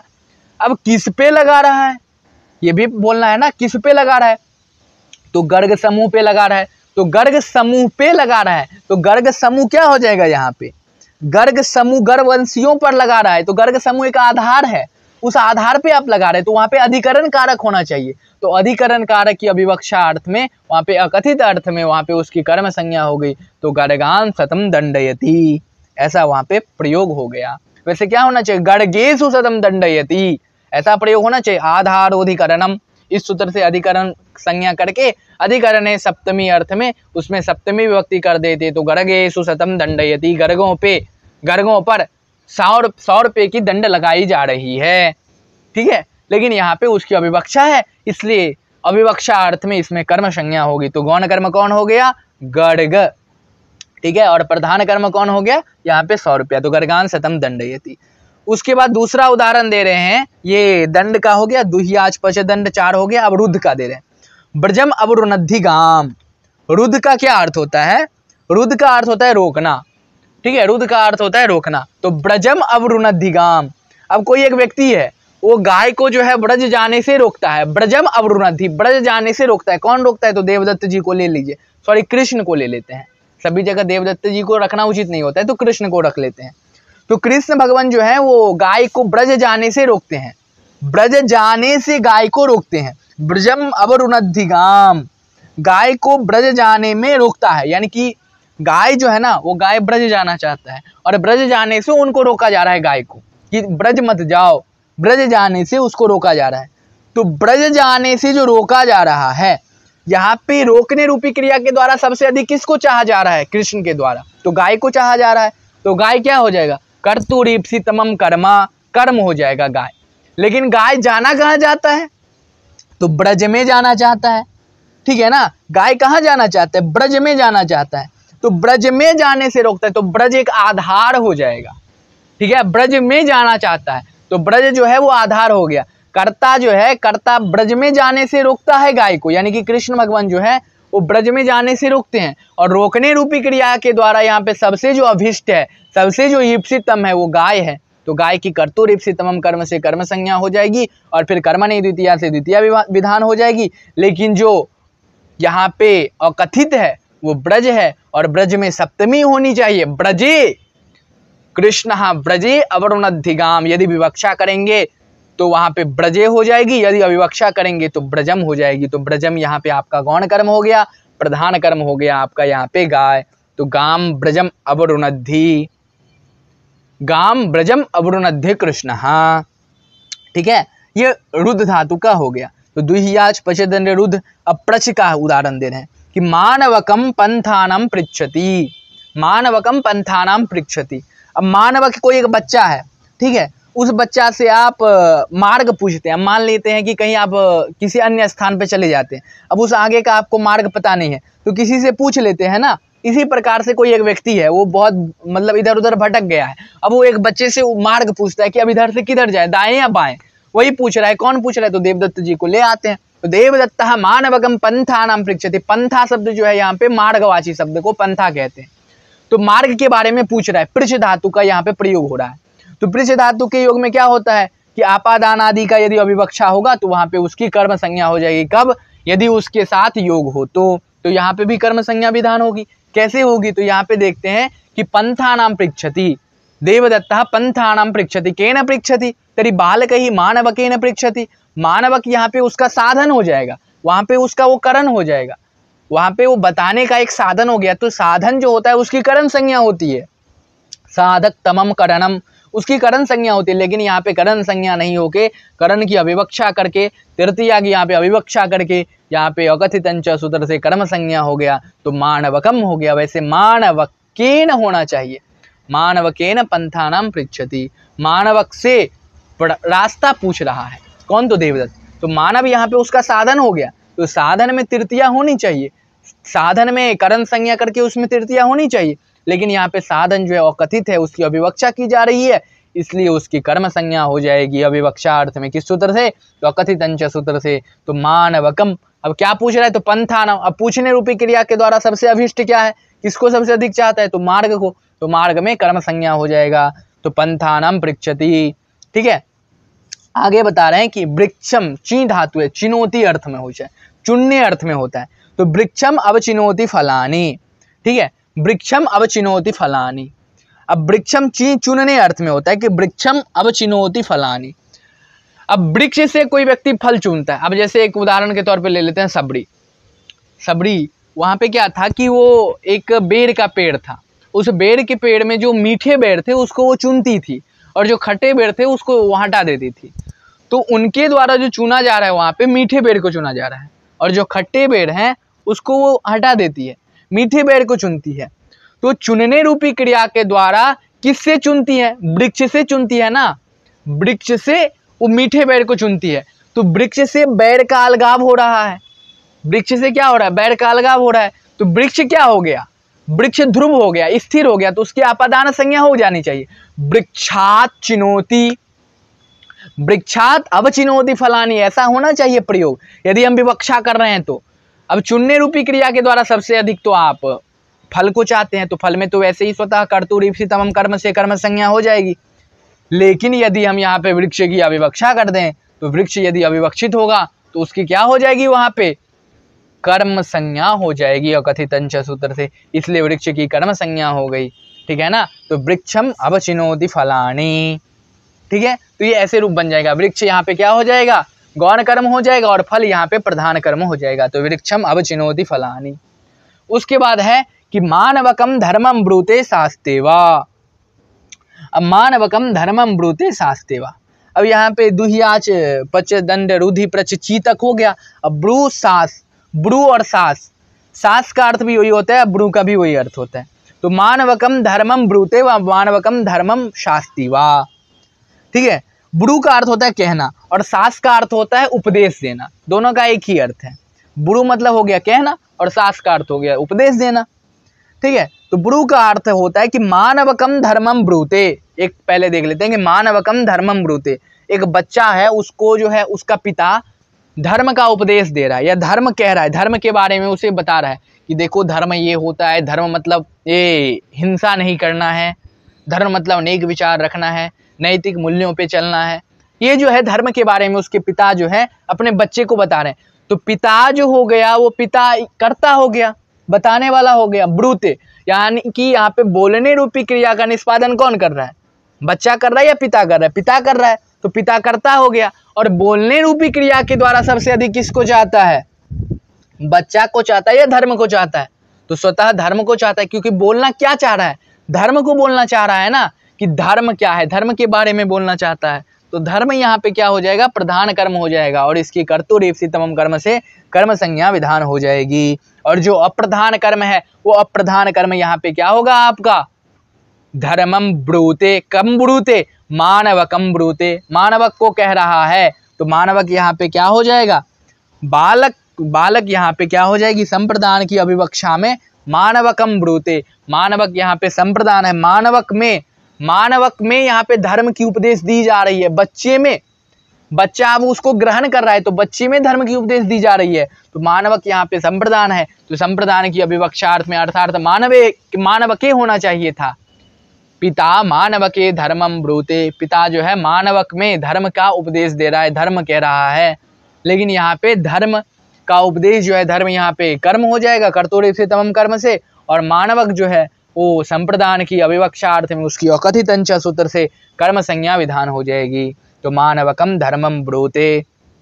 वैसे ही शास्ते, शास्त्र मतलब होता है उपदेश देना, तो वही यहाँ पे बालक फिर अप्रधान हो जाएगा, तो मानवकम धर्मम शास्ते, शास्ते मतलब होता है उपदेश देना, बच्चे को धर्म का उपदेश दे रहे हैं, बच्चे में धर्म का उपदेश दे रहे हैं, बच्चे में धर्म के बारे में कह रहे हैं, तो बच्चा यहाँ पे उसका आधार है। आप किसे कह रहे हो, किसमें कह रहे हो, तो बच्चे के बारे में, बच्चे को कह रहे हो, किसके बारे में कह रहे हो, आप कहने रूपी क्रिया के द्वारा सबसे अधिक किसको चाह रहे हो, तो धर्म को चाह रहे हो, तो धर्म यहाँ पे कर्म हो जाएगा। कैसा कर्म, तो वो भी प्रधान कर्म, और अप्रधान कर्म जो है वो बच्चा है, तो बच्चा की यहाँ पे अविवक्षा हो रही है, संप्रदान की विवक्षा ना करके इसकी यदि संप्रदान की अविवक्षा है तो यहाँ पे आप अकथितंच सूत्र से कर्म संज्ञा कर दें। तो मानवकम धर्मम ब्रूते, पिता, पिता मानवकम धर्मम शास्ते, दोनों प्रयोग साधु है। उसके बाद ब्रू हो गया, सास हो गया। अब जी धातु है, जी जीतने अर्थ में होता है, ठीक है ना, जी धातु का अर्थ होता है जीतना। तो यहाँ पे उदाहरण दे रहे हैं कि शतम जयति देवदत्तम, देवदत्त जो है 100 रुपया जीतता है। देवदत्त कियत रूप्यकाणि जीयन्ति शतम जयति, 100 रुपया जीतता है कौन, देवदत्त। देवदत्त 100 रुपया जीतता है, 100 रुपया यहाँ पे देवदत्तम, देवदत्तम 100 नहीं, यहाँ पे 2 है, देवदत्तम शतम जयति। अब देवदत्तम शतम जयति, तो देवदत्तम शतम जयति ये ऐसा प्रयोग नहीं है। एक और यहाँ पे कर्ता है, यज्ञ दत्त को ले आते हैं, तो यज्ञ दत्ता देवदत्तम शतम जयति, कर्ता का प्रयोग नहीं है वाक्य में, हम कर्ता के रूप में लाते हैं यज्ञ दत्त को। यज्ञ दत्त क्या कर रहे हैं, देवदत्त से 100 रुपया जीत रहे हैं, यानी कि कहीं पे द्यूत क्रीड़ा हो रहा है। द्यूत क्रीड़ा का अर्थ होता है जुआ, हाँ ना, जैसे कि वो खेले थे वहाँ पे पाशा जो खेलते हैं ना, युधिष्ठिर जो खेले थे शकुनी मामा के साथ, उसे ही द्यूत क्रीड़ा कहते हैं। तो देवदत्त और यज्ञदत्त के बीच में एक द्यूत क्रीड़ा हो रही है। तो यज्ञदत्त जो है वो देवदत्त से 100 रुपया जीतता है। तो यज्ञदत्त अपने जीतने रूपी क्रिया के द्वारा सबसे अधिक किसको चाहता है? 100 रुपया को चाहता है। 100 रुपया वो जीतना चाहता है। 100 रुपया को वो अपना जीतना चाहता है। उसका लक्ष्य क्या है? 100 रुपया जीतना। तो जीतने रूपी क्रिया के द्वारा जिसको सबसे अधिक चाहता है वो 100 रुपया है। तो 100 का कर्तुर ईप्सितमम कर्म से कर्म संज्ञा विधान हो जाएगा, तो सतम बन जाएगा। लेकिन जो जिसको वो मतलब जिससे वो जीतना चाहता है, किससे जीतना चाहता है? तो देवदत्त से यज्ञदत्त जीतना चाहता है। तो देवदत्त से जीतना चाहता है, तो देवदत्त उसका प्रतिद्वंदी है, ठीक है ना। देवदत्त को पराजय करना चाहता है, तो देवदत्त उसका प्रतिद्वंदी है। तो देवदत्त से जब 100 रुपये का विच्छेद होगा तो वहां पे अपादान संज्ञा हो जाएगी देवदत्त में, क्योंकि देवदत्त से 100 रुपये का अलगाव हो रहा है, ठीक है। देवदत्त से यहाँ पे 100 रुपये का विच्छेद हो रहा है। तो देवदत्त में यहाँ पे आपादान धर्मम अपायो अपादानम, इस तरह से आपादान संज्ञा करके यहाँ पे आप उसमें आपादान पंचमी कर सकते थे। लेकिन यहाँ पे यदि हम आपादान की अविवक्षा कर दे, उसको आपादान बोले ही नहीं, तो फिर वहाँ पे क्या हो जाएगी? उसकी कर्म संज्ञा विधान हो जाएगी, ठीक है। इसलिए यहाँ पे बता दिए कि यज्ञदत्तः देवदत्तम, वैसे देवदत्तात् होनी चाहिए, देवदत्तात् सतम जयति यज्ञदत्तः, ऐसा प्रयोग होना चाहिए। लेकिन ऐसा प्रयोग नहीं है। प्रयोग कैसा है कि देवदत्तम सतम जयति यज्ञदत्तः, यज्ञदत्त जो है वो देवदत्त से 100 रुपया जीतते हैं, ठीक है ना। तो यज्ञदत्त यहाँ पे क्या हो जाएगा और देवदत्त क्या हो जाएगा? दोनों में एक विशेषण, एक मूल भाव है। देवदत्त से 100 रुपया जीतता है, यानी कि देवदत्त से 100 रुपया का अलगाव हो रहा है, विच्छेद हो रहा है। तो देवदत्त में पंचमी होनी चाहिए, आपादान कारक होना चाहिए, लेकिन आपादान की अविवक्षा हो जाती है, इसलिए उसमें कर्म हो गया। तो गौण कर्म यहाँ पे आपका देवदत्त हो गया और प्रधान कर्म जो है, प्रधान कर्म 100 रुपया हो गया, ठीक है। तो गौण कर्म और प्रधान कर्म में ये भेद है। तो ये यहाँ तक देख लिए। जी धातु आगे उसके बाद बता रहे हैं कि दुहियाच पजदनि रुधि प्रचि चिब्रू सास जी। उसके बाद आगे बता रहे हैं कि मथ, मथ मतलब होता है मथना, ठीक है ना। मथ धातु का अर्थ होता है मथना, मथने अर्थ में होता है। किसी चीज को मथते हैं ना, जैसे कि मट्ठा बनाते हैं तो दूध को मथते हैं, ठीक है ना, दूध दही इत्यादि को मथते हैं ना, तब उससे वो मत्था निकलता है, यानी कि क्या बोलते हैं उसको, घृत, घृत निकलता है, मक्खन निकलता है। मथने के बाद ही ना उससे निकलता है, ऐसे ऐसे मथते हैं तो उससे मक्खन निकलता है, ठीक है ना। तो वही मथ धातु का यहाँ पे प्रयोग है, मथने अर्थ में प्रयोग होता है। उदाहरण के तौर पे दे रहे हैं कि सुधाम क्षीर निधिम मथनाति, ठीक है, सुधाम क्षीर निधिम मथनाति। अब ये सुधाम क्षीर निधिम मथनाति में दोनों प्रयोग साधु है।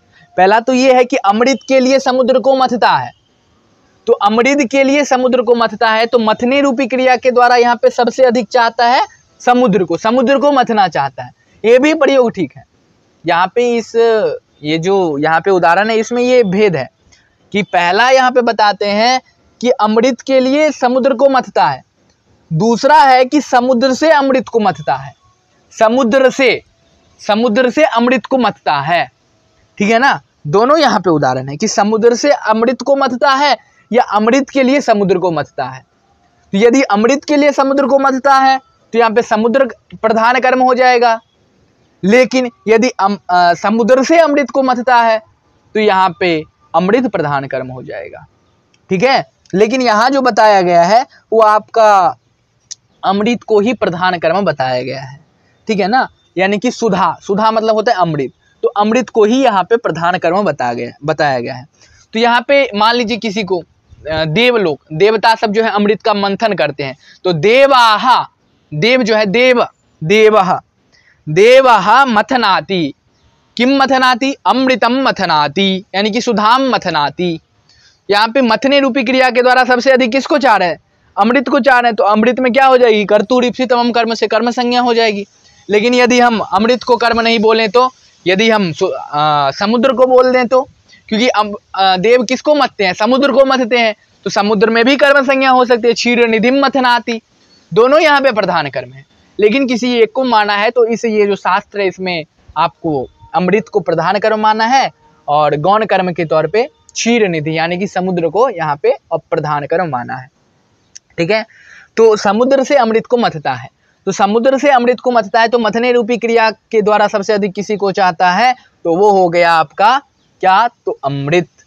तो अमृत का यहाँ पे क्या हो जाएगा, कर्म संज्ञा हो जाएगा कर्तुर ईप्सितम कर्म से, और अमृत यहाँ पे प्रधान कर्म हो जाएगा। और क्षीर निधि से मथता है, तो क्षीर निधि से अमृत को अलग करता है, क्षीर निधि से अमृत का अलगाव हो रहा है। तो क्षीर निधि में आप ध्रुवम अपायो अपादानम सूत्र से आपादान संज्ञा होनी चाहिए, वहाँ पे पंचमी विभक्ति होनी चाहिए आपादान पंचमी से, लेकिन आपादान की अविवक्षा अर्थ में अकथित सूत्र से यहाँ पे क्या हो गई, तो यहाँ पे कर्म संज्ञा हो गई। इसलिए यहाँ पे क्या हो गया कि सुधाम क्षीर निधिम मदनाति, क्षीर निधिम हो गया प्रयोग। ठीक है, यदि विवक्षा करेंगे तो फिर पंचमी हो जाएगा।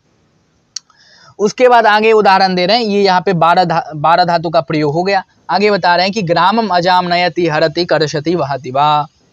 ठीक है, ये नयति हरति करशति वहति चारों एक ही उदाहरण है। नयति का अर्थ होता है लेना या ले जाना, नयति नयति वहति हरति, हरति का भी वही अर्थ होता है हरण करना यानी कि वहन करना, ले जाना। करसति का वही अर्थ होता है ले जाना, खींचना, खींचना, खींचने अर्थ में कृष धातु का प्रयोग होता है।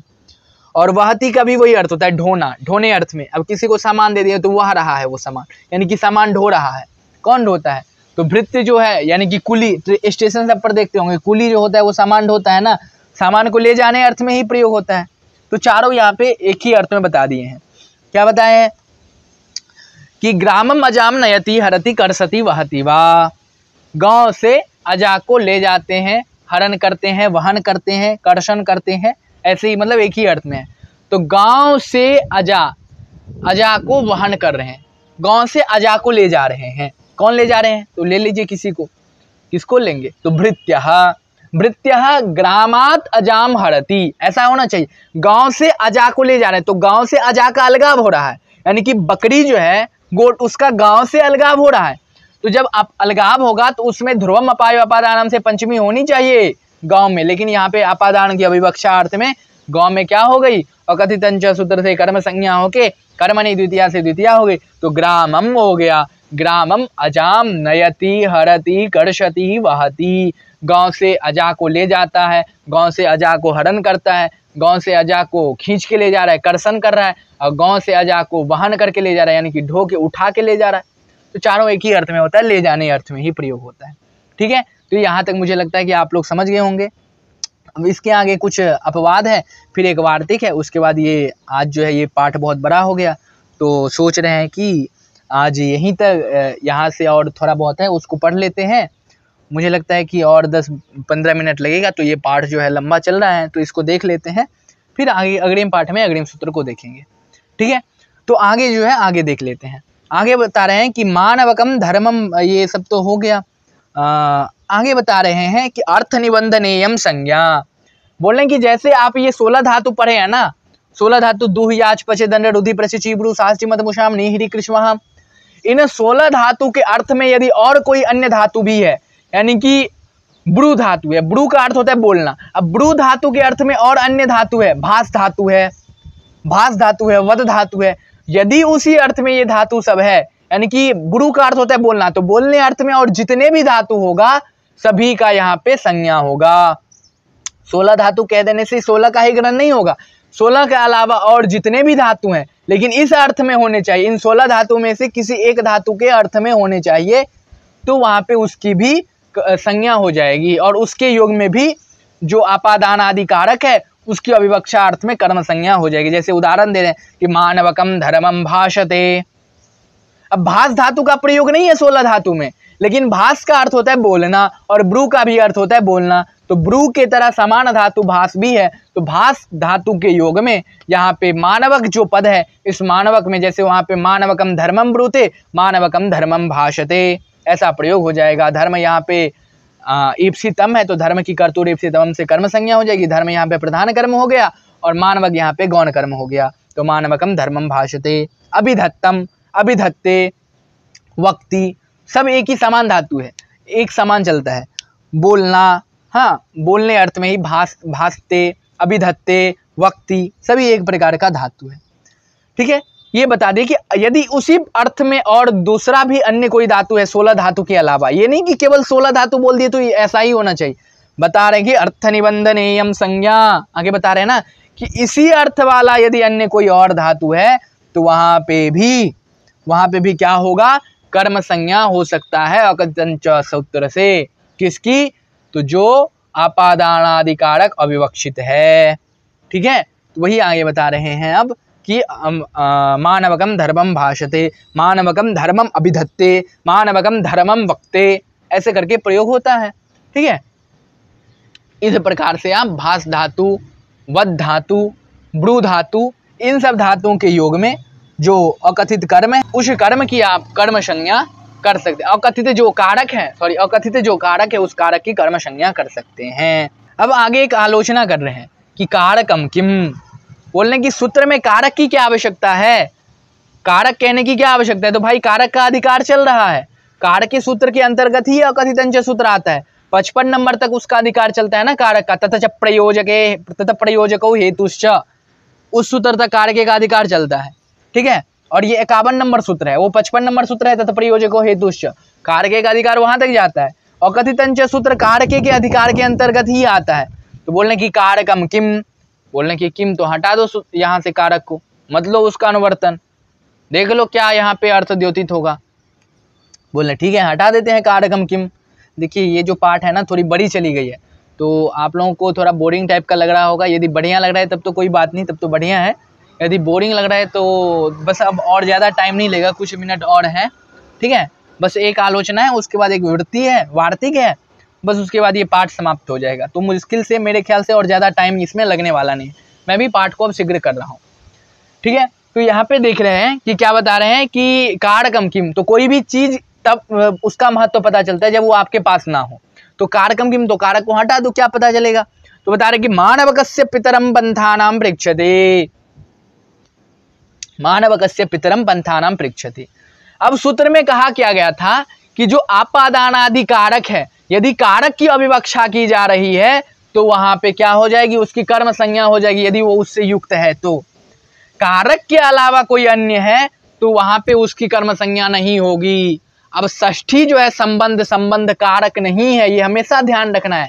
षष्ठी जो है वो कारक नहीं है, कारक षष्ठी वो कारक नहीं है, वो विभक्ति है, उसकी कारक संज्ञा में वो गिनती नहीं है। कारक 6 ही है, कर्तृ कर्म करण संप्रदान आपादान और अधिकरण, षष्ठी कारक नहीं है। बता रहे कि मानवकस्य पितरम पंथानाम पृच्छति, मानवक जो है बच्चे के पिता से मार्ग के बारे में पूछ रहे हैं। तो बच्चे के पिता से पूछ रहे हैं, तो बच्चा का यहाँ पे पिता, तो पिता के साथ बच्चा का संबंध है, तो बच्चा का यहाँ पे बच्चा में षष्ठी विभक्ति होगी और षष्ठी कारक नहीं है, इसलिए यहाँ पे मानवकम नहीं हुआ, मानवकस्य हो गया। यदि ये कारक होता षष्ठी भी तो यहाँ पे मानवकम हो जाता। ठीक है ना, इसलिए बोल रहे हैं कि यदि सूत्र में हम कार के पद नहीं बोलते, सूत्र में यदि हम कार के नहीं बोलते तो यहाँ पे भी कर्म संज्ञा हो जाती, तो मानवकम हो जाता। मानवकम पितरम पंथानाम पृच्छति, इसलिए विभक्ति में कर्म संज्ञा ना हो, संबंध में कर्म संज्ञा ना हो, इसलिए हम बोल दे कि कारकम, कारक 6 ही है। यदि 6 कारकों की अविवक्षा हो रही है तो ही वहां पे कर्म संज्ञा होगी, यहाँ पे कर्म संज्ञा विधान नहीं हो, क्योंकि मानवक जो है ये संबंध है। तो संबंध की विवक्षा हो या अविवक्षा हो उसमें षष्ठी ही होगी, विवक्षा होगी तो भी षष्ठी होगी, अविवक्षा होगी तो ही षष्ठी होगी, उसमें आप द्वितीया कर्म करके नहीं कर सकते हैं। ठीक है, इसलिए यहाँ पे द्वितीया नहीं हुई। तो मानवकस्य पितरम पंथानाम पृच्छति, मानवक जो है उसके पिता से कोई मार्ग पूछ रहा है, यानी कि एक पिता और एक पुत्र दोनों किसी मार्ग में जा रहे हैं, तो पिता और पुत्र से कोई व्यक्ति किसी मार्ग के बारे में पूछ रहे हैं कि अब यहाँ से हम कहाँ जाएं। तो बच्चे से नहीं पूछ रहे हैं, बच्चे का जो पिता है उससे पूछ रहे हैं, क्योंकि बच्चा को ज्यादा नॉलेज होगा नहीं, स्वतः ज्ञात होता है कि बच्चा को ज्यादा ज्ञान नहीं होगा नहीं, इसलिए बच्चा का जो पिता है उससे उस मार्ग के बारे में पूछ रहे हैं। तो मानवकस्य पितरम पंथानाम पृच्छति। अब आगे एक वार्तिकार है कि अकर्मक धातुर्भिर्योगे देशः कालो भावो गंतव्योध्वा च कर्म संज्ञक इति वाच्यम। बोलने की अकर्मक धातुओं के योग में एक होता है सकर्मक धातु, सकर्मक धातु और अकर्मक धातु में भेद होता है। अकर्मक धातु का अर्थ होता है जिस धातु के साथ कर्म नहीं है, जिस धातु में कर्म युक्त है वो हो गया सकर्मक, जिस धातु के साथ कर्म युक्त नहीं है वो हो गया अकर्मक। कुछ ऐसे धातु होते हैं जिसमें कर्म नहीं होते हैं, जैसे उदाहरण के तौर पे सोना। अब सोने रूपी क्रिया के द्वारा आप किसको चाह रहे हैं, मान लो कि मैं सोता हूँ, ये वाक्य है, अहम मया सेते, या मैं सो रहा हूँ, हिंदी में ही प्रयोग करता हूँ। तो मैं सो रहा हूँ, तो मैं सोने रूपी क्रिया के द्वारा सबसे अधिक किसको चाह रहा हूँ? खुद को ही चाह रहा हूँ ना, खुद को ही सोने के लिए कर रहा हूँ, तो कर्ता भी मैं, कर्म भी मैं। तो ये जो सेते धातु है, शयन रूपी जो क्रिया है, इसकी कोई कर्म हो ही नहीं सकती, ये अकर्मक धातु है। सिंह, सिंह शयने अर्थ में जो धातु होता है ये अकर्मक धातु है। आस, बैठता हूँ, उठता हूँ, ये बैठना उठना क्या है? मैं बैठता हूँ, मैं बैठने रूपी क्रिया के द्वारा सबसे अधिक क्या चाहता हूँ? बैठना ही चाहता हूँ ना। मैं उठने रूपी क्रिया के द्वारा सबसे अधिक क्या चाहता हूँ? उठना ही चाहता हूँ ना। तो ये जो बैठना, उठना, सोना, ये सब जो क्रिया है ना, ये अकर्मक धातु है। इन सब के योग में क्या होता है वही बता रहे हैं कि अकर्मक धातु भी योगे देशः कालो भावो गंतव्य अध्व च कर्म संज्ञकिति वाच्यम। बोले कि अकर्मक धातुओं के योग में देशवाची शब्द, कालवाची शब्द, काल मतलब हो गया समयवाची शब्द, और गंतव्य मार्ग, और भाववाची, देशवाची, कालवाची, भाववाची। भाववाची शब्द का यहाँ पे अर्थ है कि किसी क्रिया के करने में लगने वाला समय, कोई एक क्रिया हो रही है और उस क्रिया करने में जो समय लगता है उसे ही कहते हैं यहाँ पे भाव। यहाँ पे भाव का वही अर्थ है, ठीक है ना। तो देशवाची, कालवाची, भाववाची और गंतव्य मार्गवाची, यानी कि जाने की जो रास्ता है, गंतव्य मार्गवाची शब्द में गंतव्य मार्ग यानी कि जहां आप जाना चाहते हैं, गंतव्य मार्ग को बतलाने वाले शब्द में कर्म संज्ञा होते हैं। ये वार्तिक कह रहे हैं। कौन कह रहे हैं? वार्तिक जी। वार्तिककार कौन है? शायद आप लोगों को पता होगा, कमेंट करके बताइएगा कि वार्तिककार कौन है, ठीक है ना। तो वार्तिक यहाँ पे जो है वो बता रहे हैं, वार्तिककार, कि अकर्मक धातुओं के योग में देशवाची, कालवाची, भाववाची और गंतव्य मार्गवाची, यानी कि जहां आप जाने वाले हैं, गंतव्य मार्ग को बतलाने वाले जो शब्द हैं, यानी कि जिस मार्ग पे आप जाने वाले हैं और उस मार्ग को बतलाने वाले जो शब्द हैं उसे गंतव्य अध्व कहते हैं। तो गंतव्य अध्व मतलब होता है मार्ग, तो गंतव्य मतलब होता है जाने वाला मार्ग, और जाने वाले मार्ग को जो बताता है उसे अध्व कहते हैं। तो गंतव्योध्वो, गंतव्योध्वो, गंतव्योध्वा, अध्वा, अध्वा कहते हैं मार्ग को। तो गंतव्य यानी कि जाने वाले मार्ग को बताने वाला जो मार्गवाची शब्द है, इनके योग में यदि ये ऐसे शब्द अकर्मक धातु के योग में है तो वहां पे कर्म संज्ञा हो सकती है, ठीक है ना, वहां पे कर्म संज्ञा हो सकती है। उदाहरण के लिए दे रहे हैं यहाँ पे कि कुरुन स्वपीति। अब कुरु देश में कोई सो रहा है, कुरुक्षेत्र, कुरुक्षेत्र है ना, उस कुरुक्षेत्र में कोई सो रहा है, तो क्या होगा वहां पे? कुरुक्षेत्रे स्वपीति ऐसा होना चाहिए, कुरुक्षेत्र में सोता है। यहाँ पे कर्म नहीं होगा, सोने रूपी क्रिया के द्वारा वो क्या चाह रहा है? खुद को सोना चाहता है। वहां पे कुरुक्षेत्र हो या कोई क्षेत्र हो, वहां पे कहीं पे भी वो सो जाएगा, सोने वाला व्यक्ति। कुरुक्षेत्र में सो रहा है, तो कुरुक्षेत्र एक आधार है, सोने रूपी क्रिया का वो आधार है, उसमें आधारोधिकरणम से अधिकरण संज्ञा होके सप्तमी होनी चाहिए, सप्तमी अधिकरण सूत्र से। लेकिन वो कुरु एक देशवाची शब्द है। जैसे हम उदाहरण के तौर पे दे दें कि हिमालय सेते, बाल कहा हिमालय सेते, तो हिमालय सेते, हिमालय यहाँ पे आधार है, लेकिन हिमालय यहाँ पे हम एक देशवाची शब्द का प्रयोग कर रहे हैं, तो हिमालय में सप्तमी ना होके, हिमालय में अधिकरण ना होके हिमालय की कर्म संज्ञा हो जाएगी इस वार्तिक से, तो हिमालयम सेते ऐसा प्रयोग हो जाएगा, ठीक है ना, हिमालयम सेते ऐसा प्रयोग हो जाएगा। तो यदि देशवाची शब्द हो तो वहां पे क्या हो जाएगा? कर्म संज्ञा हो जाएगा। भले ही वह कर्मक धातु है लेकिन उसमें भी कर्म संज्ञा हो जाएगा। इसलिए कुरु देश में सोता है, ठीक है, कुरु देश में सोता है, सोना यहाँ पे अकर्मक क्रिया है, और इसके योग में जो देशवाची कुरु शब्द है उसका कर्म संज्ञा यहाँ पे विधान हो गया, ठीक है ना, कर्म संज्ञा उसका विधान हो गया। कब? तो अधिकरण की अविवक्षा अर्थ में कुरुन जो है वो कर्म हुआ। अधिकरण यहाँ पे अधिकरण की विवक्षा हो रही है और अधिकरण की अविवक्षा अर्थ में कुरु जो शब्द है उस शब्द में कर्म संज्ञा हो गई, तो कुरुन स्वपिति ऐसा प्रयोग हो गया, ठीक है। उसके बाद आगे एक उदाहरण दे रहे हैं, ये देशवाची का उदाहरण दे रहे हैं। अब कालवाची का उदाहरण है कि मासम आस्ते, ठीक है, मासम आस्ते। अब मास भर कोई रहता है, 1 महीने तक, ठीक है। अब मान लो कि आप जो है नानी के घर जाते हैं तो 1 महीने तक रहते हैं ना, बोलते हैं, तो 1 महीने तक कोई व्यक्ति रह रहा है, तो मासम आस्ते यानी कि 1 महीने तक रहता है, तो मासम आस्ते, मास यहाँ पे कालवाची शब्द है और रहने रूपी क्रिया यहाँ पे क्या है, ये रहने रूपी क्रिया एक अकर्मक धातु है, आस धातु, ये अकर्मक धातु है। और आस्ते जो रूप बनता है ये अकर्मक क्रिया है, तो इस अकर्मक क्रिया में कर्म हो ही नहीं सकता। लेकिन यहाँ पे मासम आस्ते, मास भर आप रहते हैं, तो मासे आस्ते यहाँ पे अधिकरण होना चाहिए, ठीक है, अधिकरण होके यहाँ पे सप्तमी अधिकरण से सप्तमी होनी चाहिए। लेकिन यहाँ पे सप्तमी विधान नहीं होके यहाँ पे क्या विधान हो गई, तो कर्म हो, क्योंकि अकर्मक धातुओं के योग में देशवाची शब्द हो, कालवाची शब्द हो, तो वहाँ पे क्या होती है, कर्म संज्ञक हो जाती है।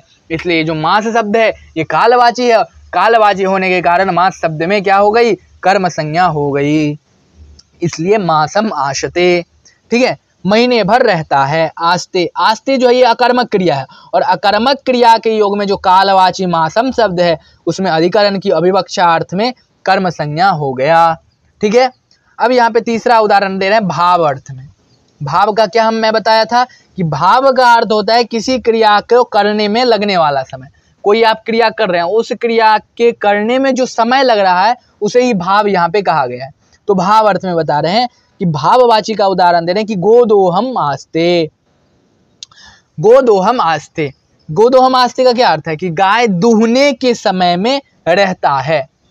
अब गाय दूहने का एक समय है, ठीक है ना, अब गाय दूहने रूपी एक क्रिया है, गाय दूहने रूपी एक क्रिया है, ठीक है, और उस क्रिया का एक समय निर्धारित है। और भाव का क्या अर्थ है कि भाव का अर्थ है कि किसी क्रिया के करने में लगने वाला समय। और गाय दोहन, गाय दोहन करना तुरंत तो हो जाएगा, उसमें आधा 1 घंटा 2 घंटा टाइम लगता है। तो वो जो टाइम जो लगता है 1 घंटा या 2 घंटा, उसे गौदोहन काल कहते हैं, उसे गौदोली बेला कहते हैं। सायं काल को उसे क्या कहते हैं, गौदोली बेला कहते हैं। तो उस गौदोहन काल में कोई व्यक्ति रहता है। अब आप गौदोहन कर रहे हैं, उस काल में कोई व्यक्ति आपके पास है, तो गौदोहन यहाँ पे एक भाववाची शब्द है। भाववाची कैसे हुआ, क्योंकि ये गौदोहन एक क्रिया है और इसे क्रिया करने में एक समय लग रहा है। समय क्या लग रहा है, आधा घंटा 1 घंटा जो समय लग रहा है, गौदोहन तो तुरंत हो नहीं जाएगा। तो ये जो समय लग रहा है यही यहाँ पे भाव का अर्थ बताता है, ठीक है। तो भाववाची शब्द है यहाँ पे। गौदोहे आस्ते, कोई व्यक्ति आपके गौदोहन समय में रहता है, तो गौदोहन समय में रहता है तो गौदोहन समय यहाँ पे आधार हो जाएगा। और आधार में आधारोधिकरणम से अधिकरण संज्ञा होके वहाँ पे सप्तमी अधिकरण से सप्तमी होनी चाहिए, लेकिन यहाँ पे सप्तमी नहीं विधान होगी, सप्तमी की अविवक्षा हो जाएगी। क्यों, क्योंकि यहाँ पे ये जो गाय दूहने रूपी क्रिया हो रही है एक भाववाची शब्द है, और यहाँ पे रहने रूपी जो क्रिया हो रही है आस्ते, आस धातु जो है ये एक अकर्मक धातु है। और अकर्मक धातु के योग में देशवाची हो, कालवाची हो, भाववाची हो, उसके कर्म संज्ञा विधान हो जाती है। इसलिए यहाँ जो भाववाची गौदोहम आस्ते जो उदाहरण है, इस उदाहरण का क्या अर्थ है कि गाय दूहने के समय में रहता है, तो अधिकरण की अविवक्षा में गौदोहम जो कर्म है उसका ये अधिकरण की अविवक्षा अर्थ में ये जो गौदोहे होना चाहिए, गौदोहे, उसमें अविवक्षा अर्थ में गौदोहम में कर्म संज्ञा यहाँ पे विधान हुआ। तो गौदोहम आस्ते, कहाँ आस्ते, तो देवदत्ता गौदोहम आस्ते। होना क्या चाहिए कि गौदोहे आस्ते। अब ये भी बोल सकते हैं कि ब्रह्म मुहूर्ते आस्ते। ब्रह्म मुहूर्त का एक समय है, आधा घंटा या 1 घंटा रहता है उसका समय। तो ब्रह्म मुहूर्त के समय में कोई व्यक्ति रह रहा है, कहाँ पे, तो कहीं पे भी रहता है, तो ब्रह्म मुहूर्ते आस्ते, ब्रह्म मुहूर्त के समय में वो रहता है, ठीक है। तो ऐसा आप प्रयोग कर सकते हैं। भाव का वही अर्थ, भाव का मूल अर्थ ये है यहाँ पे कि किसी भी क्रिया के करने में लगने वाला समय। कोई आप क्रिया कर रहे हैं और उस क्रिया में जो लगने वाला समय है उसे ही भाववाची कहते हैं। और वो जो भाववाची शब्द है, यदि वह शब्द किसी अकर्मक धातु के साथ, अकर्मक क्रिया के साथ युक्त है, तो उस भाववाची शब्द का कर्म संज्ञा विधान हो जाएगा। जैसे गौदोहम आस्ते, ठीक है ना, गौदोहम आस्ते, ऐसा प्रयोग हो जाएगा। अब एक लास्ट उदाहरण है, उसके बाद हम लोग इस पाठ को अंत करेंगे। लास्ट उदाहरण है कि क्रोशम आस्ते। क्रोशम ये जो है अब गंतव्य मार्ग का बता रहा है कि क्रोशम आस्ते, गंतव्य मार्गवाची क्रोशम आस्ते, ठीक है। क्रोशम आस्ते, क्रोश भर रहता है, यानी कि 1 कोस भर रहता है। क्या रहता है, तो पर्वत है 1 कोस भर। मान लो कि ये बोल देते हैं कि 1 कोस तक पर्वत है, तो क्रोश भर पर्वत है, तो क्रोशम पर्वतम आस्ते, क्रोशम पर्वता आस्ते। क्रोश भर पर्वत रहता है, 1 कोस तक पर्वत है, या 1 कोस तक धुंध लगा हुआ है, अभी ठंडी का टाइम है तो अभी देखते होंगे कि बहुत दूर तक एकदम धुंध ही दिखाई देता है, पूरा सफेद। तो क्या है कि 1 कोस तक धुंध लगा हुआ है, तो क्रोश भर रहता है। तो यहाँ पे क्रोश क्या हो गया, क्रोश यहाँ पे उस गंतव्य बता रहा है, और अध्व यहाँ पे क्रोशम, ये क्रोश जो है ये गंतव्य मार्ग बता रहा है। और यहाँ पे जो है क्रोशम आस्ते, और आस धातु जो है यहाँ पे आस एक क्या है, अकर्मक धातु है। और अकर्मक धातु के योग में ये जो गंतव्य अध्व बताने वाला जो शब्द है क्रोश, उस क्रोश की, क्रोश भर रहा था, यहाँ पे क्रोशे होना चाहिए, अधिकरण हो के क्रोशे होना चाहिए यहाँ पे, लेकिन ये जो है अकर्मक धातु से युक्त है, इसलिए यहाँ पे कर्म संज्ञा हो गया क्रोशम आस्ते। भले ही ये गंतव्य मार्गवाची क्रोशम शब्द है, क्रोश भर है, अत्यंत संयोग होने पर भी अकर्मक धातु आस के योग में गंतव्य मार्ग जो क्रोश की है, उस क्रोश की कर्म संज्ञा हो गई है। और कर्म संज्ञा होने के बाद कर्मणि द्वितीया से द्वितीया विभक्ति यहाँ पे विधान हो गई। ठीक है, हालांकि ये सूत्र बहुत बड़ा है, और ये जो सूत्र है आपका अब यहाँ पे समाप्त हो गया। और इसके आगे की जो सूत्र है वो हम लोग अग्रिम पाठ में पढ़ेंगे, और फिर से इस सूत्र पे कुछ समय के लिए एक बार और विशेष चर्चा कर लेंगे। मुझे आशा है कि आप लोगों को ये जो पाठ है अच्छे से समझ में आ गया होगा। यदि इसमें किसी भी प्रकार की कोई शंका है, यदि कोई ऐसा शब्द है जो समझ में नहीं आया हो, तो आप लोग ज़रूर बताएं, ठीक है। और कमेंट के माध्यम से अवश्य प्रश्न करें, जिससे मुझे ज्ञापित हो सके कि आप लोग जो है ये पढ़े हैं और इसमें शंका हुई है, तो फिर मैं अग्रिम पाठ में उस प्रश्न पे विचार करूं, क्योंकि आप लोगों के पास शंका ना हो। ठीक है, आशा है कि आप लोगों को ये कक्षा जो है अच्छी लगी होगी।